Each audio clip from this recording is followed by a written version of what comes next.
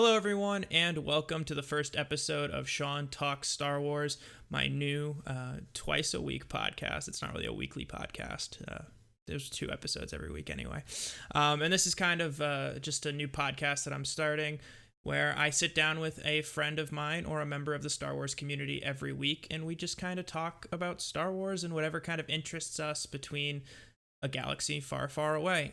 To start off this week, I figured a good place to start off the conversation was with my good friend Alex Batts. Welcome, Alex, to the podcast. Hey man, thanks for having me. I'm honored to be on, talking some Star Wars stuff. Very excited. Now, Alex is known for being my Batman friend. Alex has I a am. bunch of Batman accounts that he will surely plug at the end of the episode. But I love talking Star Wars with this guy, and there was no other person I had in mind for starting this podcast with. So thank you, Alex, for being here. Basically, how this is kind of work is every episode, depending on what comes out, we're going to kind of run down some of the recent news that kind of concerns me and the guest. This week, Alex is a big comic book fan, so we're going to talk a little bit about Star Wars Allegiance, which we'll get into in a few minutes. And then we're going to spend an hour to an hour and a half after the news just kind of talking about whatever the subject is that we both really enjoy talking about in Star Wars.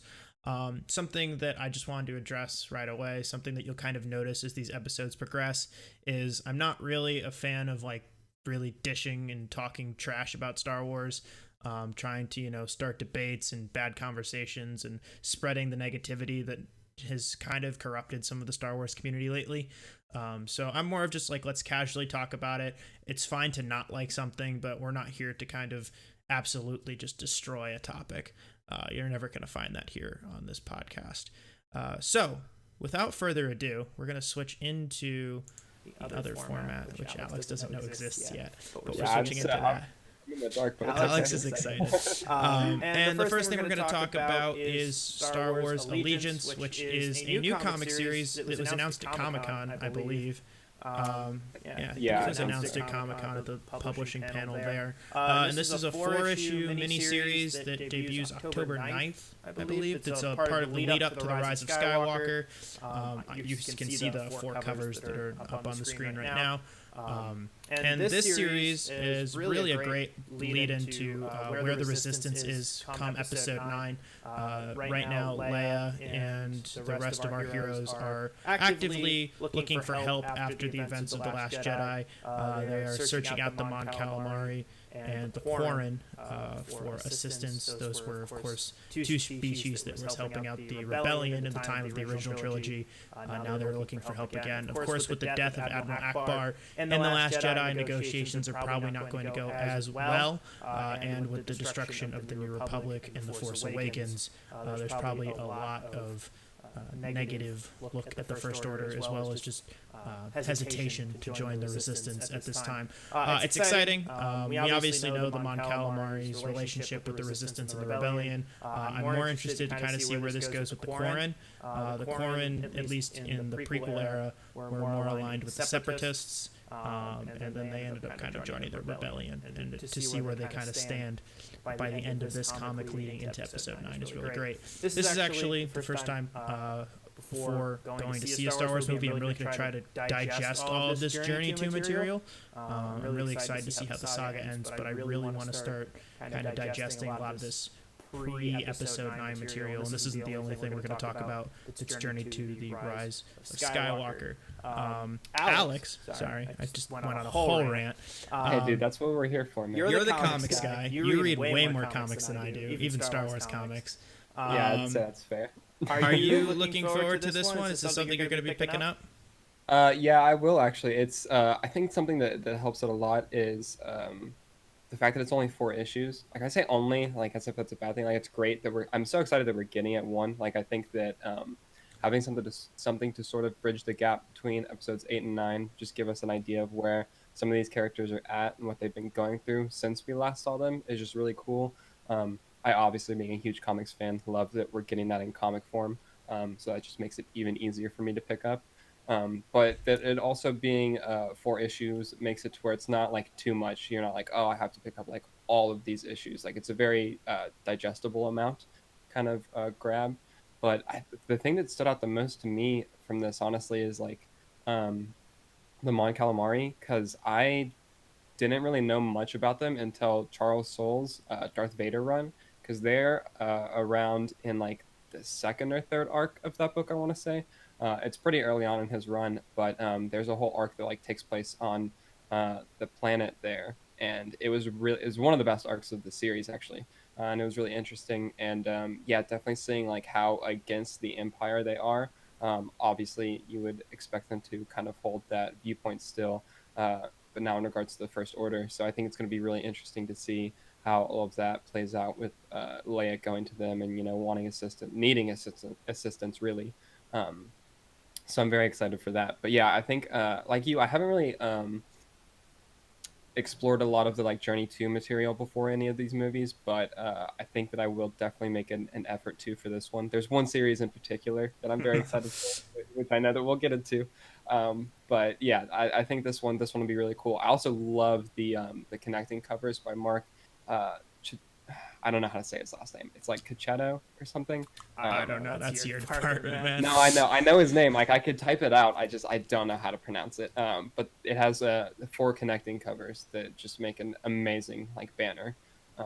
So I mean that alone would get me to buy it. I'm a huge collector for covers and variant covers and stuff like that in general. So that's also a plus for why I'll be picking it up. But yeah, I'm looking forward to this series. Yeah, no, the connecting covers are really nice. The artwork is really nice. I don't know the artist, but I know Greg Pak just took over the main Star Wars run. That artwork has been really good, I've heard. I've seen some of it. It looks really nice. They're kind of heading into the Empire Strikes Back era now, finally, which is exciting. I hope they don't spend too many...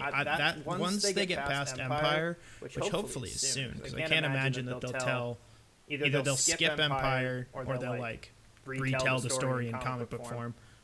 But either way, it's not going to take too many issues to tell that story. I'm hoping they'll move past that and start moving into the Empire Strikes Back and Return of the Jedi era. That's a side note. That's something that I think we really want to look into. That's actually something I want to talk to Ander about when I get Ander on here eventually. Yeah, no, he'd be down for that. Ander is another one of our many comic book and Star Wars friends.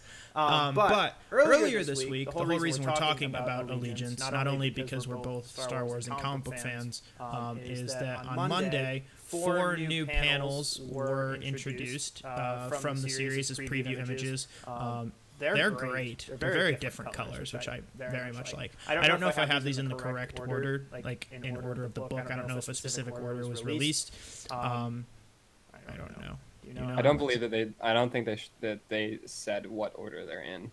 Exactly. Yeah. The ones I have on screen in order are the one with Rey, the one with Finn, the one with Leia, and then the overshot of the Millennium Falcon flying into Mon Cala, which is the name of the planet. At least that's what we think it's Mon Cala. I see a lot of clickbait headlines. People are like, Rey's learned a bunch of new Force abilities, new Jedi tricks. All that. I didn't... I was very confused because like I saw the page and I was like, she's kind of moving around. Well, they're like, she's moving more than rocks now because she can lift heavier objects with the Force. Which I guess is a new trick, but like not really. Really? I like the staff movement. I hope we get some of that in episode 9. That's really nice. Yeah, that was really cool. But like that's not really new. Like, did you see how many rocks she lifted at the end of The Last Jedi? Like, come on. Well, it's like heavy metal now. I don't know what she's fighting. I thought originally it was a Nexu from like Attack of the Clones, but it's not. It doesn't look like that's what it is. It looks like something like that. I'm going to go back to the cover because I know there's another image of it on the cover. Yeah, it's definitely not a Nexu. Maybe it's the other one. I'm thinking of the cat one from Attack of the Clones, but I think it's the one that Anakin rides with the horns. It looks like the... Yeah. I think that's what it is. But I don't know. I can't tell from the art. That's what I'm going to assume it is. The other ones are really nice. There's not as much going on in the other ones. Finn's getting himself into a bar fight. Leia and Rose with C-3PO and R2-D2, and I think that's Chewbacca. I'm looking at a very small version of this image. They probably in some sort of resistance ship or the Millennium Falcon with some resistance equipment around them. And then the last one is just our heroes flying into Mon Cala, or at least what I assume is Mon Cala. I know we talked a lot about the series. Is there anything else about these that really strike you, or anything that makes you a little more excited, I guess, Alex? I think what you mentioned at the beginning, like the the difference in coloring for all of them. Like I love colors are I think one of the most important aspects of a comic. Like they can really make or break a comic. Um, and so having the pages be so obviously distinct in their color tones just helps everything stand out more, puts you more in the atmosphere of whatever's going on. And it also just helps separate narratives too. Like you can obviously tell that what Ray is doing in her page is very separate to what's going on in the rest of the scenes in the book. So it's just like it's I don't want to say small, but like it's a small thing that you can do with the tools at your disposal, like as a comic creator, to just help the overall storytelling flow. So that's really exciting. Alex has a lot deeper analysis on this. I didn't even think of that, but that's very cool. Usually I'm good at that kind of thing.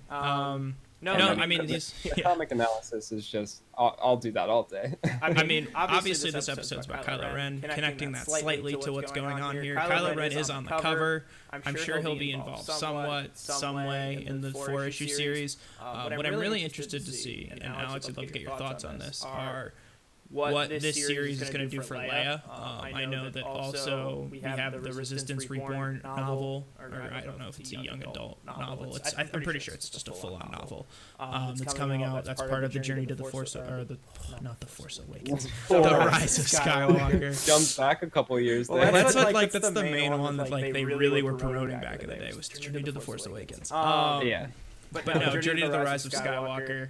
Obviously, that one was important, but they said this Resistance Reborn book, it's going to be focusing on Leia and Poe Dameron. Quote-unquote is essential reading for The Rise of Skywalker, which of course it's not, but it's going to be important. Yeah, they just want you to as many people to read the book as possible, which is of course. I'm trying to figure out now, like, how much Leia is going to be involved in both of these. I'm going to assume a lot due to, unfortunately, the passing of Carrie Fisher and the limited amount of footage that she'll have in Episode 9. Seeing how much they use Leia in these extended canon sort of materials should be interesting. It looks like she's going to have a big part in this comic. Obviously, her connection to the Mon Calamari runs deep all the way back to early Galactic Civil War. Yeah, it's I think that the way that they use Leia here will be really interesting, because they've got, I mean, yeah, it's like you mentioned with the unfortunate passing, like they'll have a lot to explain as to why there's so little of her in the actual film whenever it releases. So I'm very curious to see how all this plays out in these the comic and then the novel. Yeah. I think that kind of wraps up Allegiance. Just something that I wanted to touch on with Alex. This is obviously really the only news of the week. For those of you who care, I mean, I don't want to get into spoilers or nothing. I know Alex doesn't want to get any spoilers, so I'm not going to touch spoilers. But there were some Lego figures that leaked. I'm a big Lego fan. They leaked from The Rise of Skywalker. So we got a little bit of a better look at Rey, a better look at some of the Knights of Ren, a miscolored Zori Bliss, but that's a problem with Lego. That's another podcast. I have another podcast. Probably Tuesday, actually. I think I'm going to be discussing Lego Star Wars. So we'll get to that one on Tuesday. But also, we got a better look at those rocket troopers. I don't have an image because I don't want to get this taken down. But we saw those rocket troopers in the Star Wars Episode 9 teaser trailer when they're going through the desert and they're getting chased down on those skiffs. They have the rocket troopers in the air. So we got a better look at what those are. I mean, they're Lego, but Lego's pretty good about their looks. I'm more excited about the Knights of Ren, but that's something I'll discuss more thoroughly on Monday with my guest then. So the whole reason we're here, the whole reason Alex is here, is to talk about, of course, Kylo Ren. That is our main topic this week. And we're going to talk a bunch about Kylo Ren in the movies, but at first, we're going to start with the news this week of the Rise of Kylo Ren comic book series that's coming in December that Alex and I are really excited about. I'm not going to wait. This might be like the first comic series I buy from Star Wars if I don't buy Allegiance first. I don't buy a lot of Star Wars comics. They're expensive. I know. My hobbies are Lego and video production. It's okay. I have other budgets. No, so this, and Alex can get more of the specifications on like everything. I know it's written by Charles Soule. That's pretty much all we have right now, actually. We don't know any artists, do we? Yeah. Okay. Okay, that makes me feel a little better. So I got the information that's important. So we're going to talk a bunch about what this could mean. Something that struck me as I was prepping this podcast that I didn't notice previously is that Kylo Ren in this image that I have on screen, which is like the main teaser image, his helmet's cracked. So this is technically the lineup from Episode 9, as opposed to like a pre-The Force Awakens comic. Now, I think that the comic will cover pre-Force Awakens. However, I just thought that it was interesting that the teaser image included Kylo Ren with his cracked helmet, so we might get a little bit more of In Between the Last Jedi and Episode 9 information. Now, just correct me if I'm wrong. I'm pretty sure how this is going to work is it's weekly. So like the first 3 issues will come out prior to Episode 9, and then the last one comes out after 9. I'm pretty sure. Yes. Or it's 2 and 2. I don't know. Something like that. I would imagine they'll do 3 and 1, but that's what I'm kind of thinking. Something tells me like you're going to get really teased about what the Knights of Ren are doing. Watch Episode 9, and then like the 4th comic kind of explains how they did it. Which just seems fitting. And then, of course, you're going to get flashbacks to pre-The Force Awakens. We're going to kind of really dive into Kylo's character, but we don't know a ton about the Knights of Ren. We do know a lot about Charles Soule, and we do know a lot about his Vader comic. So, Alex, I'm going to let you take this for a second, and then we're going to circle back to me, because I know how good the Vader comic is, but I didn't read it. I know you did. So, go ahead. There's a lot of connections here. I have a theory, too. Theory. I forgot about my theory. I like totally forgot this theory existed, and then it came back to me because I realized we were talking about Charles Soule. But you go. All right, I'm rant about Charles Soule. I'm excited. Theory now. Okay, yeah. So Charles Soule is an absolute madman. He's amazing. So yeah, he did the Darth Vader comic, the most recent Darth Vader comic, which actually ended like it was probably a couple months ago at this point. Actually, it might have been like 6 months. I don't know. Time goes by fast. But yeah, so he did that comic, and that comic was absolutely incredible. I remember one of the things, like whenever he was first talking about the comic, was that it was really cool to explore like Darth Vader in such a like post Revenge of the Sith time space, and like get in his head there. And so like I'm really looking forward to seeing him get in Kylo's head in kind of the same nature as he did with Vader. Like that has me extremely excited, because as I will say many times on this episode, I'm sure, like Kylo is pretty much my favorite canon character in Star Wars. And so just getting more Kylo content in general is really amazing. Like a Kylo Ren comic is just incredible, and the fact that it's written by Charles Soule, who just has such a strong grasp on character, like what to bring to whatever character he's writing. He also had an amazing Daredevil run. So like the dude just I didn't know that. Yeah, I might have to go read that now. He did like one of the recent Uncanny X-Men comics. It was like a few years ago at this point. Like he did that. Like he's just he's a phenomenal writer. And so the fact that he obviously had like an idea for a Kylo Ren comic, and then so the fact that he's getting to do that and exploring that, I'm just over the moon about. The first thing that I thought about whenever I saw like the title, like The Rise of Kylo Ren, like I actually didn't even think, like I'm sure that we'll obviously get some, like you were saying, The Force Awakens material as to the Knights of Ren and how they were formed and things like that. But like my immediate thought went to Kylo like rising to control the First Order and like lead the First Order, because I mean like at the end of Episode 8, like he essentially takes Snoke's place like in the like field of battle and like in the moment, because like they need a leader to like command them to do something. But we don't really, the movie doesn't keep going, and so we don't really get to see the aftermath of what happens with the First Order at the end of Episode 8. And so I think this will explore some kind of the structure that's going on there, kind of what's in Kylo's head as he's now in this role that he very much wasn't prepared for or really planning. Like I don't think that like 20 minutes before Rey was like in the throne room that he really thought that he would be leading the First Order at any point in the near future. And so I think that it's going to be really interesting to see what's going on in his head, how he acts now, and then also, like you were saying, get flashbacks to seeing how the Knights of Ren are established. I'm just so curious to see exactly like where his allegiances lie. Like in terms of what the First Order was doing before and like what he wants to do with it now. Because I mean, we've had all of the character work with him in the Last Jedi, and him talking about letting the past die and like needing to create something new and wanting to move forward from that. And so I think it'll be really interesting to see how that's explored in this comic. Yeah, I can't wait. I think Charles Soule is just phenomenal, and so just him getting to do like character work on Kylo Ren is just going to be it's a dream. I'm so excited to see the artist that he has for this. I'm very much anticipating that. Do you think the artist is the same one who did the image that we see now? Because like, I can't recognize artwork. I mean, I don't know if you can recognize it either, but I would assume that it might be the same person. Maybe not. A lot of the times they'll get specific artists for a cover, and it'll be someone else on interiors. So gotcha. Maybe not. I could see it being which I'm blanking on their name at the moment, but the same artist that he had for the Vader comic. I would not be surprised if that happened.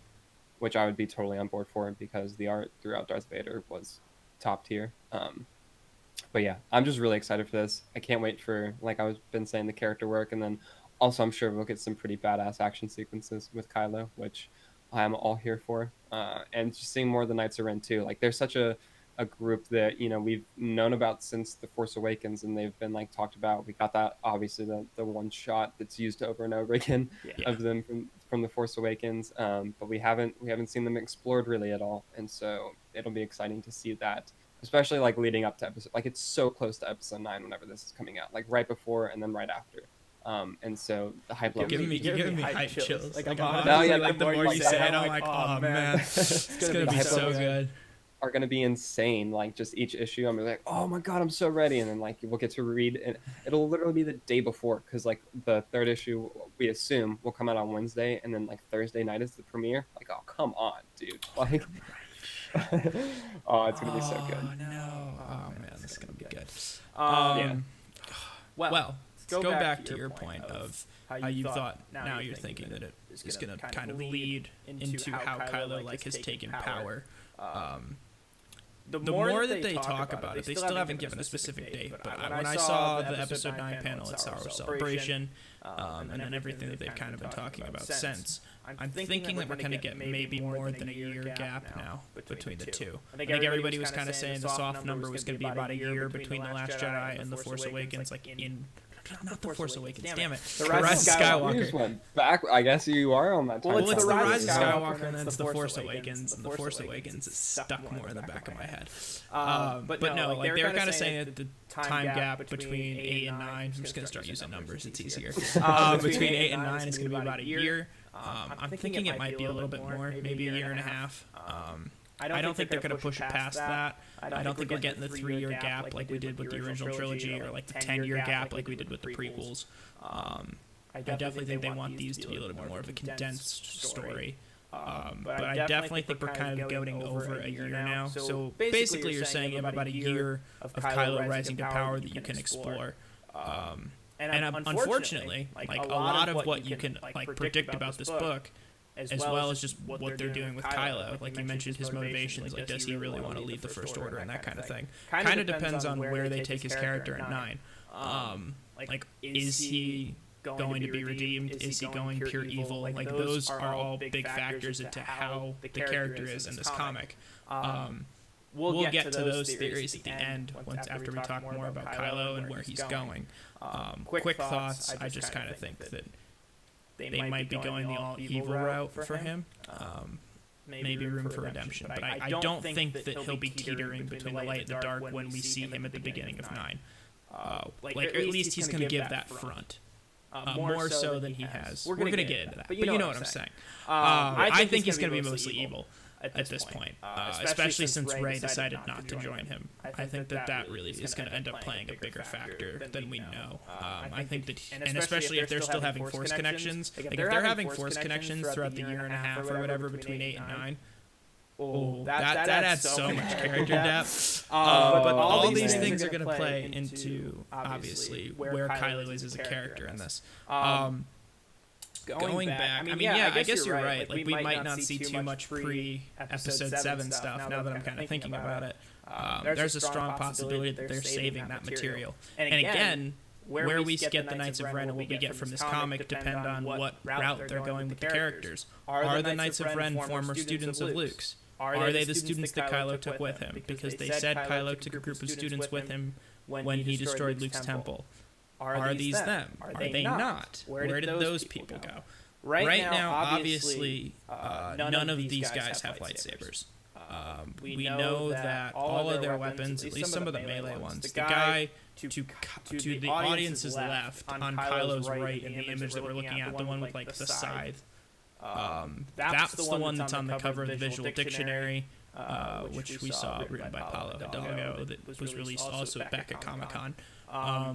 I forget the name of the material. It's like vibro. They're vibro blades. Yeah, that's what they are. They're vibro blades. And we've seen those in a ton of canonical appearances.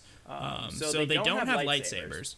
Now, something that I'm thinking about is, like there's so much lore that goes into this, right? So like let's say they're Force users, but they don't have lightsabers, right? So you could look at it from the angle of Luke decided, because he's teaching a brand new generation of Jedi, like, I don't know, what is it, 40, 50 years after Empire? Or, not Empire. Like, since the Empire was born, so the end of Revenge of the Sith. I think it's like, I don't know, because it's 19 years, then another 5 or so for the original trilogy. So, like, and then another maybe 10 after that.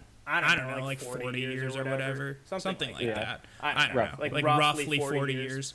So obviously Luke's not following all of the Jedi teachings. Maybe he didn't know where to get kyber crystals. Like kyber crystals were in high demand during the years of the Empire. The Empire raided Jeddah, the destroyed planet of Jeddah, for kyber crystals. There's still rumors that Starkiller Base was Ilium, which is the planet where they like the main source of kyber crystals were. There's no confirmation on that, but that's been a wildly speculated theory for a long time. So like basically, there's an idea that like there's no kyber crystals left by the time that like Luke is developing this group of Jedi. So these guys were all, Kylo was probably like 16, 17, I think, when he turned evil. So he's taking a bunch of guys that are like between like 10 and 16 probably, all of which who don't have lightsabers. And then Kylo had one. So Kylo had a saber, but I don't know if they all had sabers. I don't know. This is a lot of fan theory right now.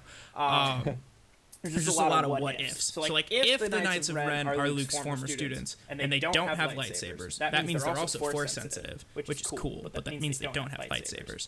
And they would explain why they don't have lightsabers, because there were no kyber crystals around at the time. And then Kylo would be the only one who could bleed his crystal for his saber.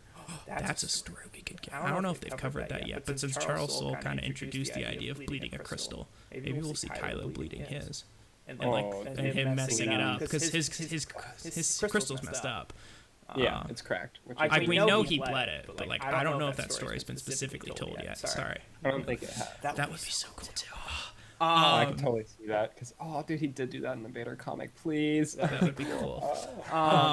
I'm gonna connect the Vader comics like my whole. I have a whole other theory too. But like basically, my point back to the whole Knights of Ren in this comic is what we get from this comic is really going to depend on who the Knights of Ren are, where Kylo Ren is at, where they're taking him. It's like we really don't know what the material is going to be and who these characters really are yet. If they're not Luke's students and they're just a bunch of badasses with vibroblades, that changes everything too. Like we don't. Like they could be just like really skilled mercenaries. I have a hard time believing that. I don't think they're Force sensitive. I'm gonna go on a limb, and I don't think they're Force sensitive. I think they're like eliter versions of the Praetorian Guard. For a while, I wanted the Praetorian Guard to be the Knights of Ren, because I just thought it was a better explanation for why they weren't in 8. Like they just were used as Snoke's premium guards, and then Kylo was the master of them, and they all died. But now they're back. Now they're getting a story, so I'm happy about that. So maybe they're just like normal dudes with vibroblades who are really strong and powerful, or they're formerly Luke students and they're Force sensitive too, and that adds a lot of things to that. Before I get into my theory, Alex, come back to like what all my rambling was. What are you kind of thinking? Like obviously you have a better understanding of, you have a better understanding of the comics. I have a lot of lore knowledge. So yeah. What are you thinking? So I mean, I think the biggest question about the Knights of Ren, especially in what you were just talking about, would be whether or not they're force sensitive. Yeah. So I mean, like, and I'm kind of leaning towards them not being force sensitive, just because I feel like that would be a lot to tackle in 9 if they were to do that. Like then you're introducing what? How many of them are there? Like 6. There's 6. Yeah, That like we know 6. of.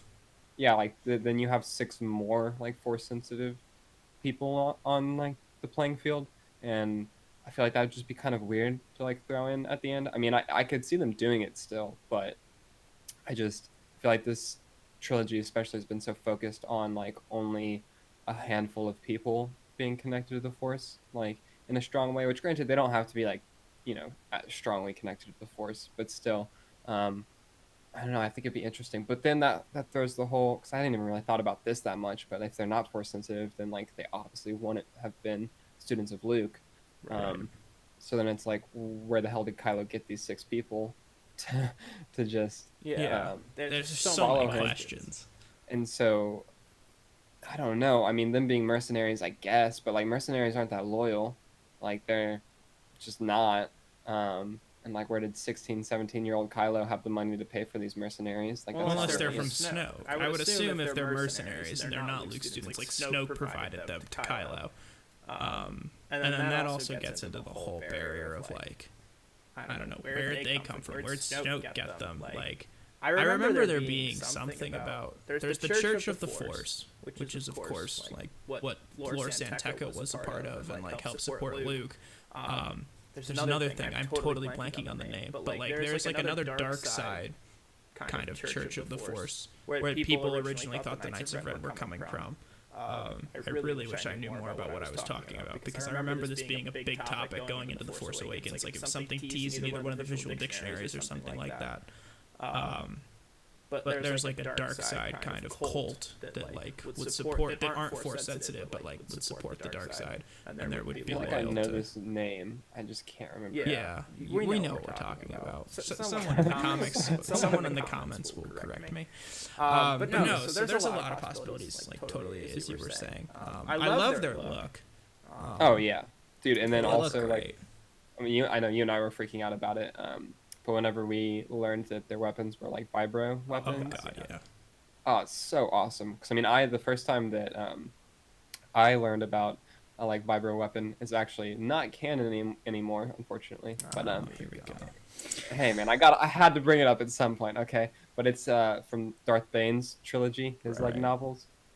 He like fights against a guy that has a vibro blade at one point, and like they're just really interesting weapons. Like they're obviously like stronger than a normal like sword or like steel or anything like that. They're just not quite on the level of a lightsaber. They're really interesting weapons though, and to see the fact that the Knights of Ren have various vibro weapons is just really cool, and I think it's a really nice connection to just the world building and lore that Star Wars has. Right. It's nice to see it pop up. Oh yeah, this is why I love the story group and want to be a member of the story group in a couple years, hopefully after college, because I love making these interconnective little things. Like speaking of which, on Twitter today, little plug, I guess. Most people are probably going to be finding this from my Twitter, so I guess it's not a plug. But if you want to go check out my Twitter, it's down there. But no, I was talking and rewatching the Clone Wars film, which the Clone Wars series has a couple instances of vibroblades. I know that's where I know them from, but I don't know who has them in the Clone Wars. I would have to relook into that. But no, I noticed that due to animation costs for the Clone Wars film and like season 1 and stuff, Jabba had only Nikto guards, which are the dudes with like spikes, but not Darth Maul Zabrax. They're like the other dudes with spikes in their faces. And he didn't have any Gamorrean guards, which are the green pig guys.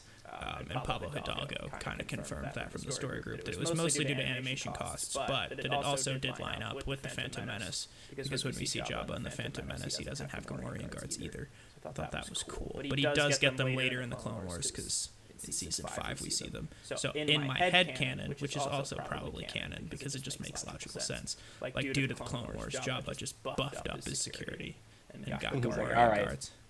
I need more. Yeah. But no, side point. Lucasfilm Story Group, these connective points are great. I love all sorts of this kind of connective tissue. One thing that I want to note before we keep moving, we're going to get to Kylo, I promise. Just the Knights of Ren are so interesting, and they'll probably come back into the conversation eventually. But one of them definitely has a blaster, and the other one definitely has like some sort of like rocket arm things. The two guys on the far end are the one in the image are the ones with that. So we know in the image of them on set from Vanity Fair with not Kylo Ren, with J.J. Abrams. One of them has like flamethrower rocket arms, and another one has a blaster. That makes me suspect that they're mercenaries. Just because I guess Sith would use blasters, because Jedi won't. But like I feel like if you're Force sensitive, you wouldn't use a blaster or like a rocket launcher or a flamethrower or whatever. Like if they were just all using melee weapons like the other four, maybe 4 of them are Force sensitive and the other 2 aren't. Who knows? We're gonna find out in 9. We could do a whole episode on the Knights of Ren, because I just want to know, like, are they going to serve Palpatine or are they serving Kylo come episode 9? That's like not. We don't even know if they're serving Kylo at this point. My theory. What is your theory? Okay. So now this is even like kind of making more sense with the fact that Charles Soule is doing this comic series. This is mostly revolving around how I think Palpatine is coming back. I think a light bulb just kind of went off. Yeah. Keep going. So in this, like my headcanon theory, I'm assuming that either Kylo or I'm gonna assume Kylo figured it out, or one of the Knights of Ren did. I don't think Snoke would have sent the Knights of Ren off to like revive Palpatine. I just don't think that's something that Snoke would have done, because I think Snoke sees Palpatine as competition, or saw him as competition. What I'm thinking is that Kylo Ren found a Sith relic, whatever it may be. We know Kylo Ren is a Sith relic hunter. This has been established way before The Force Awakens. Even an early concept, you can check this out in the Art of the Force Awakens book. Like, Kylo Ren was always meant to be a Sith relic hunter. Like, that was something that he was, like, always supposed to be a part of. And I'm assuming that Kylo found some sort of Sith relic that hinted to the fact that he could revive Palpatine. In order to his connection with Vader, he wanted Palpatine to come back. So he sent the Knights of Ren off to the unknown regions to like find Palpatine, to like find all these relics or whatever, figure out how to do this.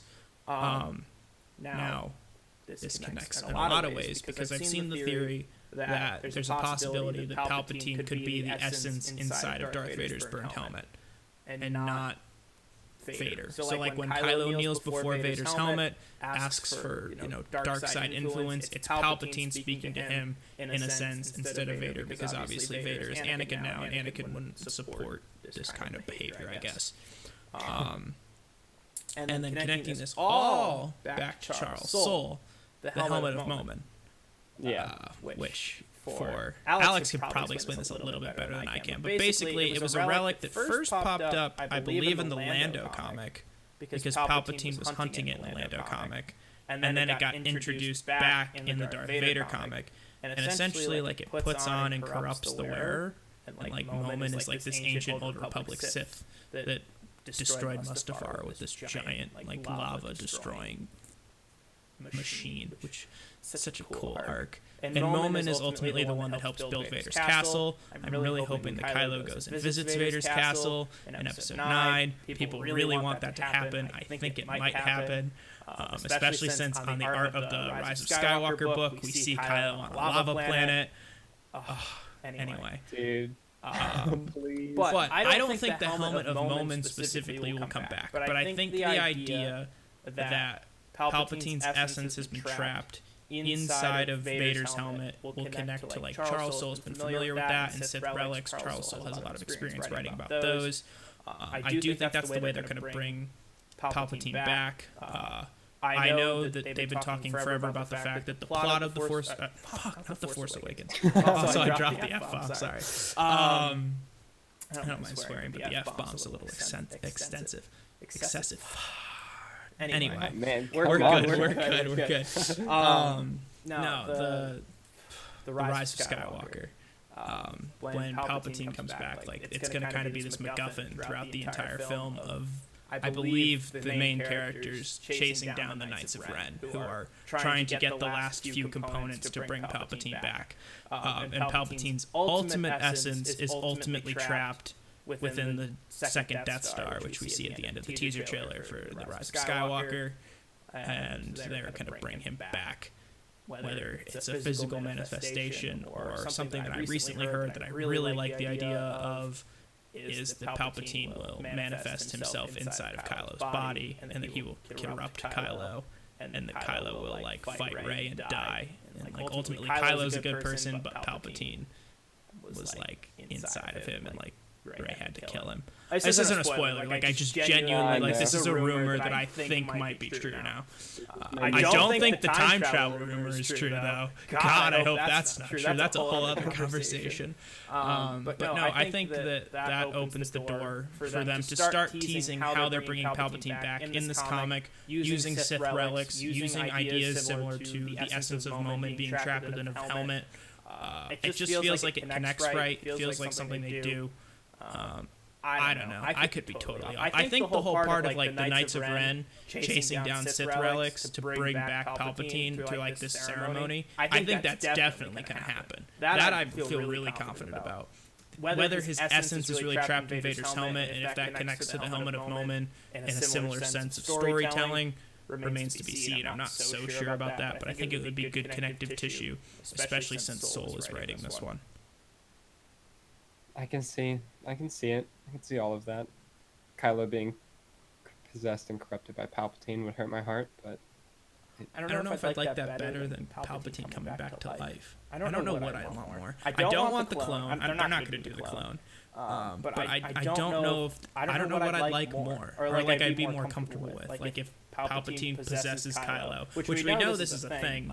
There was a small children's book, which is canon, of Chewbacca and the Forest of Wills, I believe it's called. And Chewbacca goes with like K2SO and somebody else into this like dark side essence planet.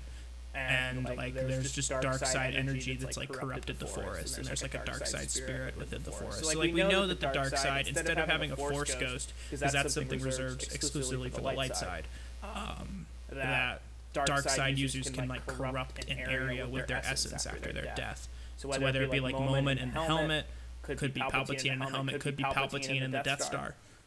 It could be any of those things, but whether Palpatine comes back as a physical manifestation or if he like embodies Kylo, I don't know which one of those I would like more or would be more comfortable with. Part of me wants him to just kind of come back. Like I'd rather them just like resurrect Palpatine, but I think that him corrupting Kylo is a little more plausible at this point. Have him corrupt Knight of Ren. That way I don't lose my boy.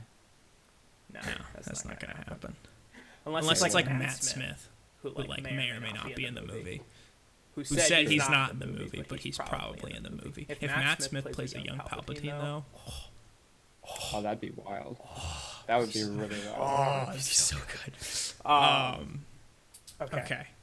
I think that's all we need to talk about for The Rise of Kylo Ren. I didn't even switch to my other image of Kylo Ren with this cool new cracked mask and color. It's up now. We'll like reflect on that for a second. Yeah, because the Kylo Ren issue is black and white still. So this one's in color. I like the new helmet. I mean, like, I don't know how I feel about the whole, like, I don't know if it's a retcon. Some people are all like, oh, JJ's retconning The Last Jedi, like, with letting the past die and destroying the helmet and then physically rebuilding the helmet. I don't know. It's just a helmet. Looks cool. Yeah. I think JJ likes The Last Jedi. I don't know. That's not a conversation for right now. But I definitely think it's not something that... I think it's something that JJ likes. I just think the helmet looks cool too, and JJ liked developing that helmet and wanted to bring it back. Yeah. I mean, the helmet's awesome. It's a badass helmet. Oh, yeah. Okay. So now to the main meat of the podcast, 45 minutes in. Which is... I mean, we're still talking about Kylo Ren.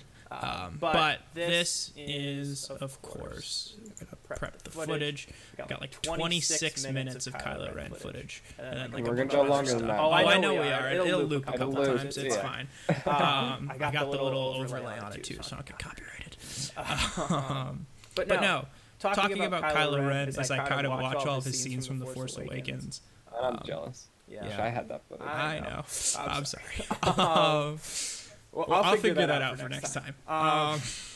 No, so I mean, we could kind of go like in chronological order if you just kind of want to talk about him in the movies. I don't know how familiar you are with him outside of the films. A lot of his other material has been explored mostly in books. I know you don't read a ton of the Star Wars books. Hell, I don't read a ton of the Star Wars books. I read a decent amount of the Star Wars books. I keep up. But like, I've read more non-canon Star Wars books. Well, yeah, that's kind of what I meant.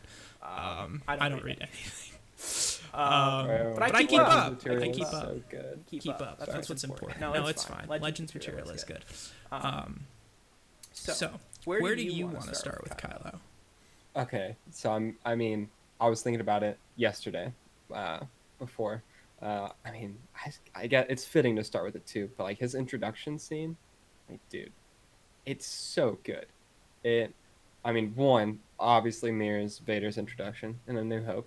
You know, him like showing up. Where's the droid? He's like looking for a droid similar to Vader, but just like his. It's funny too because I remember that like I think it's the emo Kylo Ren account that is on Twitter that like blew up after The Force Awakens came out. I haven't seen anything from it in like a long time.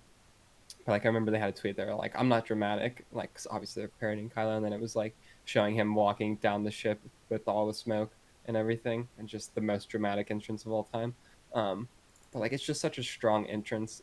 He's so like commanding immediately, and then I'll never forget how much I like freaked out whenever it's Poe. Yeah, he like fires the blaster bolt at him, and he just stops it in midair and holds it the entire time having the conversation. Like he's still doing that the whole time. He's just stopped pure energy in the air and just has it like one-on-one real quick, and then at the end of the conversation finally lets it fly. Like that's just such an epic display of power. Like it's such a subtle thing, but like whenever you just sit there and think about that, like it's happening on screen now too, so you're lined up perfectly. Hell yeah. But like it's just so awesome to like see. Like I absolutely lost it whenever I saw it in theaters the first time. Like that shot, the shot when I actually like turns around and does it, is such a good close up too. So good. I was so shocked. That happened. The theater was like, oh. No, I love Kylo now. I remember like seeing that because that shot was in the trailer, like close up of him right there. But not him stop with that blaster. Yeah, like you don't know what he's doing right then. But like I just remember too, whenever we were in the theater and like realizing that like that first scene like was that scene, I was like, oh shit, like here we go. Yeah, no, I it's just such a strong introduction for me. It's so good. His outfit, honestly, his Force Awakens outfit is still probably my favorite look for him. Strong disagree there. I really like the knight armor clad look. It's almost like chain metal, right? Yeah, it's like chain mail. No, yeah, I mean, I really like that look too. I actually made a comment about it being kind of like medieval looking a while back. Well, he is a knight. I mean, Knight of Ren. Thank you. But yeah, no, I don't know. There's just something about his Force Awakens look. I just love like the different fabrics that he's got going on. I love the skirt that he has, like the shoulder cape. I think looks really really good. The hood mixed with the helmet is so great. Like that. Honestly, the hood is the one thing that I miss the most probably. But yeah, his just entire look in that movie is just top tier, chef's kiss. I really love it a lot. And so yeah, his entrance is just it's so strong. I love it so much. Yeah, I don't know. You just wanted me to keep going about it. No, I mean like you love Kylo. I love Kylo. Absolutely, I love Kylo. No, I mean he's great. I'm just it's very good. I'm trying to think. It's been a minute since I rewatched The Force Awakens. I meant to do it yesterday, but I fell asleep at like 8 p.m. yesterday, so I didn't really have time. But like there's that scene, and then he's got a couple of really strong scenes like in there besides the like major ones. Like I think the one of him losing his temper and whenever like the droid whenever BB-8 like escapes on Jakku, like whenever he just absolutely destroys the computer terminals with his lightsaber. Oh, that's on right now too. Look at you. You're like so synced up. It's like you're watching it live. But yeah, like that's such a funny scene. It's just also so cool. Like it's a small like character thing too, because like he's just so like over people's incompetence and like not able to do things that he's like asking them to do. He's like, man, I really have to, like, it's the old saying. He's like, if you want something done right, like you have to do it yourself. And he's just so pissed about it, which is just so great. I think it's really interesting too whenever he like after he captures Rey, which the scene before this actually in like the forest, whenever he's like going after her, it's such a great scene. Visually, it just looks incredible. Like when him blocking the like blaster fire that she shoots at him, it's just so cool. Yeah, his lightsaber movements they're awesome. But like after he captures her, just like how sure he is that he's going to be able to break her mentally. Because I mean, he does it like pretty easily with Poe. You know, like we see him whenever he's torturing him, like he starts to do it, and then like it cuts and he just walks out like with the answer. He's like, "Oh, I know where the droid is." So he just assumes that he'll be able to do this with Rey. And then I think it's really interesting how like the roadblock that he hits there, and just the astonishment that he has. Like he's so surprised that someone's able to withstand his powers in that degree. I think it's just really interesting. It's the first really big like Rey and Kylo standoff that we get, and so that's just a big moment. Him like in front of Vader's helmet, which I mean we've not talked about maybe being Palpatine, but I just think it's so interesting how infatuated he is with the idea like of his grandfather and like living up to being like Vader's image. Obviously, he's molded his look after Vader to capacity. If you're just looking at a silhouette, they're pretty similar. His helmet definitely has the same like overall shape, obvious differences like in the front. Right. And so I think it's just really interesting how he chooses to focus in on the Vader side of his heritage rather than the Skywalker side. Right. I think it's just very, it's just such an interesting direction to take the descendant of Vader. It gives us obviously a really good villain, but then we also see it's explored throughout The Force Awakens, and then even more in The Last Jedi, the constant conflict that he has, because he wasn't villainous from the beginning. Like he did try, he was on the path of the light, being Luke's student, but then he feels like let down by everyone in his life, essentially, like his parents. Pretty much, I mean, like they didn't abandon him, but they kind of did. Like that's how he feels. Yeah. And so that just is a big part of that. I don't want to go too much and just like keep going through everything. No. I mean, you got so much on Kylo. I mean, for me, I've always something that like you just kind of pointed out that I haven't really thought of, but like he doesn't really have a lot of Han Solo in him. When you think about it, like a lot of what he channels is of course like his Skywalker roots. Obviously, those are like the side that his his Force abilities come from. That's his lineage. Like that's what is important to him in this saga.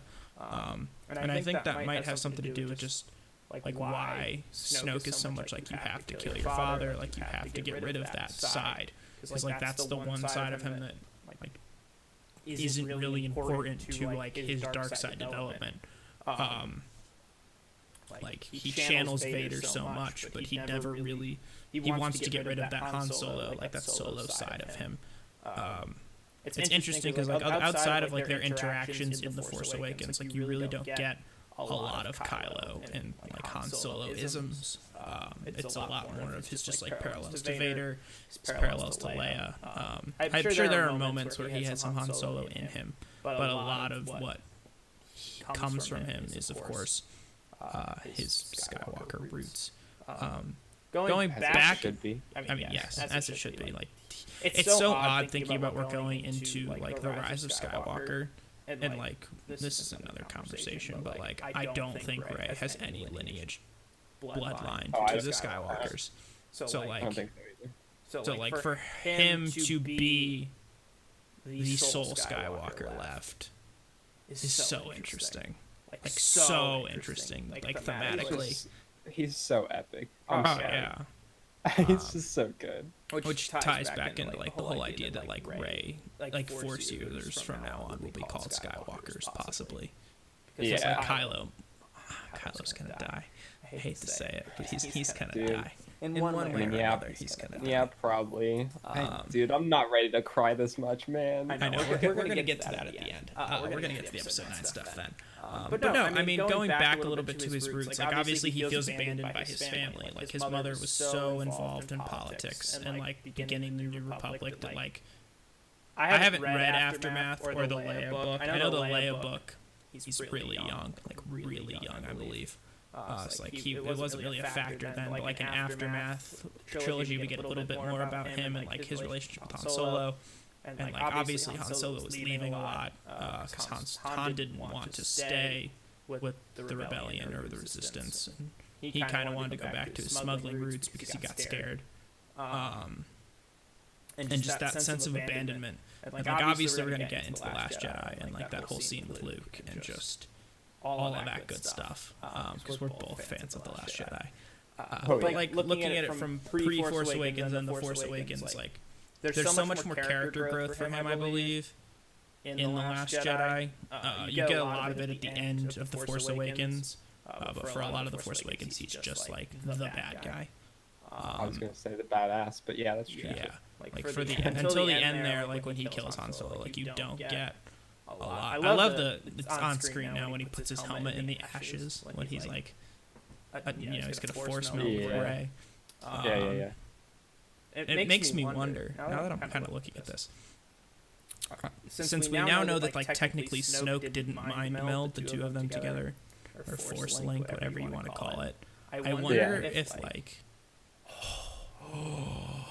canonical connection in my light bulb head. So I'm wondering, because we've never seen this like force mind manipulation thing that Kylo can do. Well, we have. That's not true. I shouldn't say that. We saw it in the Clone Wars. It's like essentially an advanced version of the Jedi mind trick. Like in the Clone Wars, we saw Anakin, Obi-Wan, and Mace Windu like use a Jedi mind trick simultaneously on Cad Bane to extract information, which was deemed more of a dark moment in the series and definitely something the Jedi should not be doing. But in a sense, that's what Kylo's doing. I don't know if they've classified himself. Well, yes, I know. He's very powerful. I know. Show those power levels real quick. He's very powerful. So everyone understands. But no, I don't know if they classify that as the same technique or if it's a different thing. But what I'm wondering is if when Kylo did that to Rey and they went back and forth, if that connected them, if that was the moment that like in the Force they were connected. Because in the most recent Thrawn book, which came out like last week, and I've been reading up on that for another episode 9 theory that I won't share because I know Alex doesn't want spoilers, and I definitely have a theory for like the end of episode 9. Anyway, in that the Chiss, they're young Force-sensitive girls called Chiss. Well, the species is the Chiss, but they're young Force-sensitive girls who will lose their Force ability like the older they get. And eventually they lose it completely. So yeah, like the Chiss use it for two different ways. They have the third sense and the second sense. The third sense is what every like Force-sensitive Chiss has, where essentially they can like see ahead, and what the Chiss use it for is star mapping. So like they'll have these young girls sit at the front of their like ships, and when they're in hyperspace, the girls will see like objects that are coming in the way, and they will direct the course differently, so like they can consistently travel in hyperspace without colliding with anything. But the whole connection here, sorry, I go on lore tangents anytime I get the opportunity to talk about lore. The second sense, which is a rarer version of what that is essentially what Kylo does. Like you can go into somebody's mind and like feel their emotion and like sort of like meld into their head. But the problem is, if a Chiss goes into another Chiss's head who also has the second sense, they become locked in that state, and like you can't get out of it. So what I'm wondering is because if Kylo and Rey are both Force sensitive, and Kylo did that trick, like his Force link mind thing, I don't know what it's called. Because it was the first time he had done it to somebody who was like actually Force sensitive, if that established a less connective link and because they weren't Chiss, and because they were just naturally force sensitive, it established that similar link. I think the thing about the Chiss is that the fact that those abilities are so strong and then deteriorate, that they become locked in that state, versus just normal force users who would be force sensitive for life. That connection just stays. Just something to think about now that we're talking about Kylo and Rey. I think that might be true, actually. I don't know how much it connects to like the Chiss whole thing, but like I do think that there's a strong possibility that when they force melded for that first time, that was when that connection was formed, and then Snoke capitalized upon that. I could definitely see that. That would honestly make a lot of sense. Because if she's not his sister or his cousin or whatever it is, it just doesn't make sense. Like as somebody who's a big proponent of the Force in Star Wars, and like if the Force wills it, the Force shall be. Like I'm very much a proponent of just like if it's the Force, it just happens. Like you just have to go with it. You have to suspend your disbelief and support the Force. I'm wondering now, sort of, if either the Force just put them together and you could believe it that way, like the Force connected them, or if that mind meld trick is what did it. I mean, I'm on board for either, but I think that would be a really interesting thing. I wonder. Oh man, so many questions now. God. No. Yeah, no. I could see that being a thing though. It would. Man, okay. Their connection is okay. Before we get into their connection, because that's more like the Last Jedi. Yeah. But yeah, no. You were talking about how throughout most of the Force Awakens, he's pretty much just the bad guy. Which yeah, he like basically is. He doesn't get a whole lot of character development until the end. But I will say, just from like straight up an aesthetic level, like him in the Force Awakens, everything that he does is just so great. Well, that's so good. Thank you, JJ. I have a new appreciation for the Force Awakens after rewatching it recently, and for J.J. Abrams. He's very talented. Oh yeah, he's incredible. Can't wait for 9. We'll get into that later. But yeah, like just all of that in the Force Awakens is fantastic. And then leading into the the most pivotal character scene for him, whenever he does decide to kill Han Solo. Hey, we're there on the clip too. You're so good at this. Hey, you're so good at this. But yeah, like whenever he does, like the lighting in that scene is so good. Why are there no railings, Alex? Why are there no railings? Hey man, be careful. It just doesn't make sense. Just be careful. It's the one thing I don't like. It's so thematic, but it just makes no sense. Hey man, the first responder doesn't care about safety. You should know better. No, but like the lighting, just the fact that it's the contrast between the blue and the red, and then as soon as Kylo like actually makes the decision like to go through, the red just completely takes over. Oh, so good. And then of course we get him stabbing Han Solo, which I've got to throw it in here because we're talking about it. I really was like kind of hyped about. Don't like Han Solo that much, so I knew it was coming.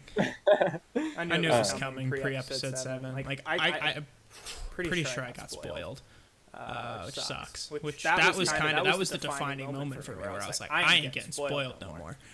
I stay off social media now. Yeah. But no, yeah, I didn't have that spoiled, but I was pretty. You were happy. I was happy. I mean, I don't really. I like Alden's Han Solo the most. Don't get into this right now. You're gonna start a war in my comment section. Hey man, I'm sorry. I had to say it. You can put your pitchforks and torches away, people. But yeah, no. Besides the fact that I was just happy for it to happen, it's a very huge character moment for Kylo. Honestly, probably his biggest one. Like that's just such a he literally just killed his dad. Like that's pretty insane.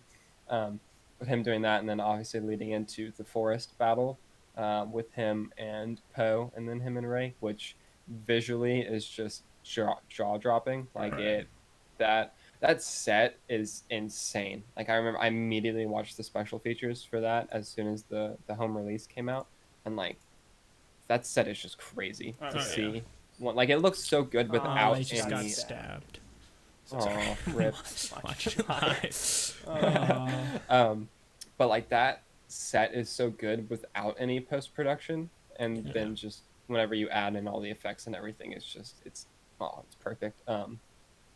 We get him wrecking Poe, which is pretty satisfying to watch. I will say one thing that I will forever be disappointed in, which I guess it doesn't really matter that much because we still have the shot from the trailer, but like we don't see him igniting his lightsaber like he does in the trailer, which like true. is the first time that we saw the crossguard saber. Like all and promotional material. Okay, thanks. I'm sorry. I'm sorry. Like you still get that really great shot. I think it's when he like wrecks the computer. Like it. Oh yeah. No, but I'm shot too. Yeah, I know what you're saying. I'm just saying. No, that's a really good. That's a good shot. Also, I love the way. Like I love how the the staggered like effect that it has whenever it ignites. Because it's broken. It's a broken kyber crystal. Yeah, isn't that thematic? Dude, yeah, it's his saber is so representative of him as a person. It's so good. One thing I will say, more lore tidbits. He's hitting himself with the blood. We're gonna have a blast talking about that in a minute. Yeah. Oh man, I'm gonna go on a rant, but yeah. So good. One thing that I definitely.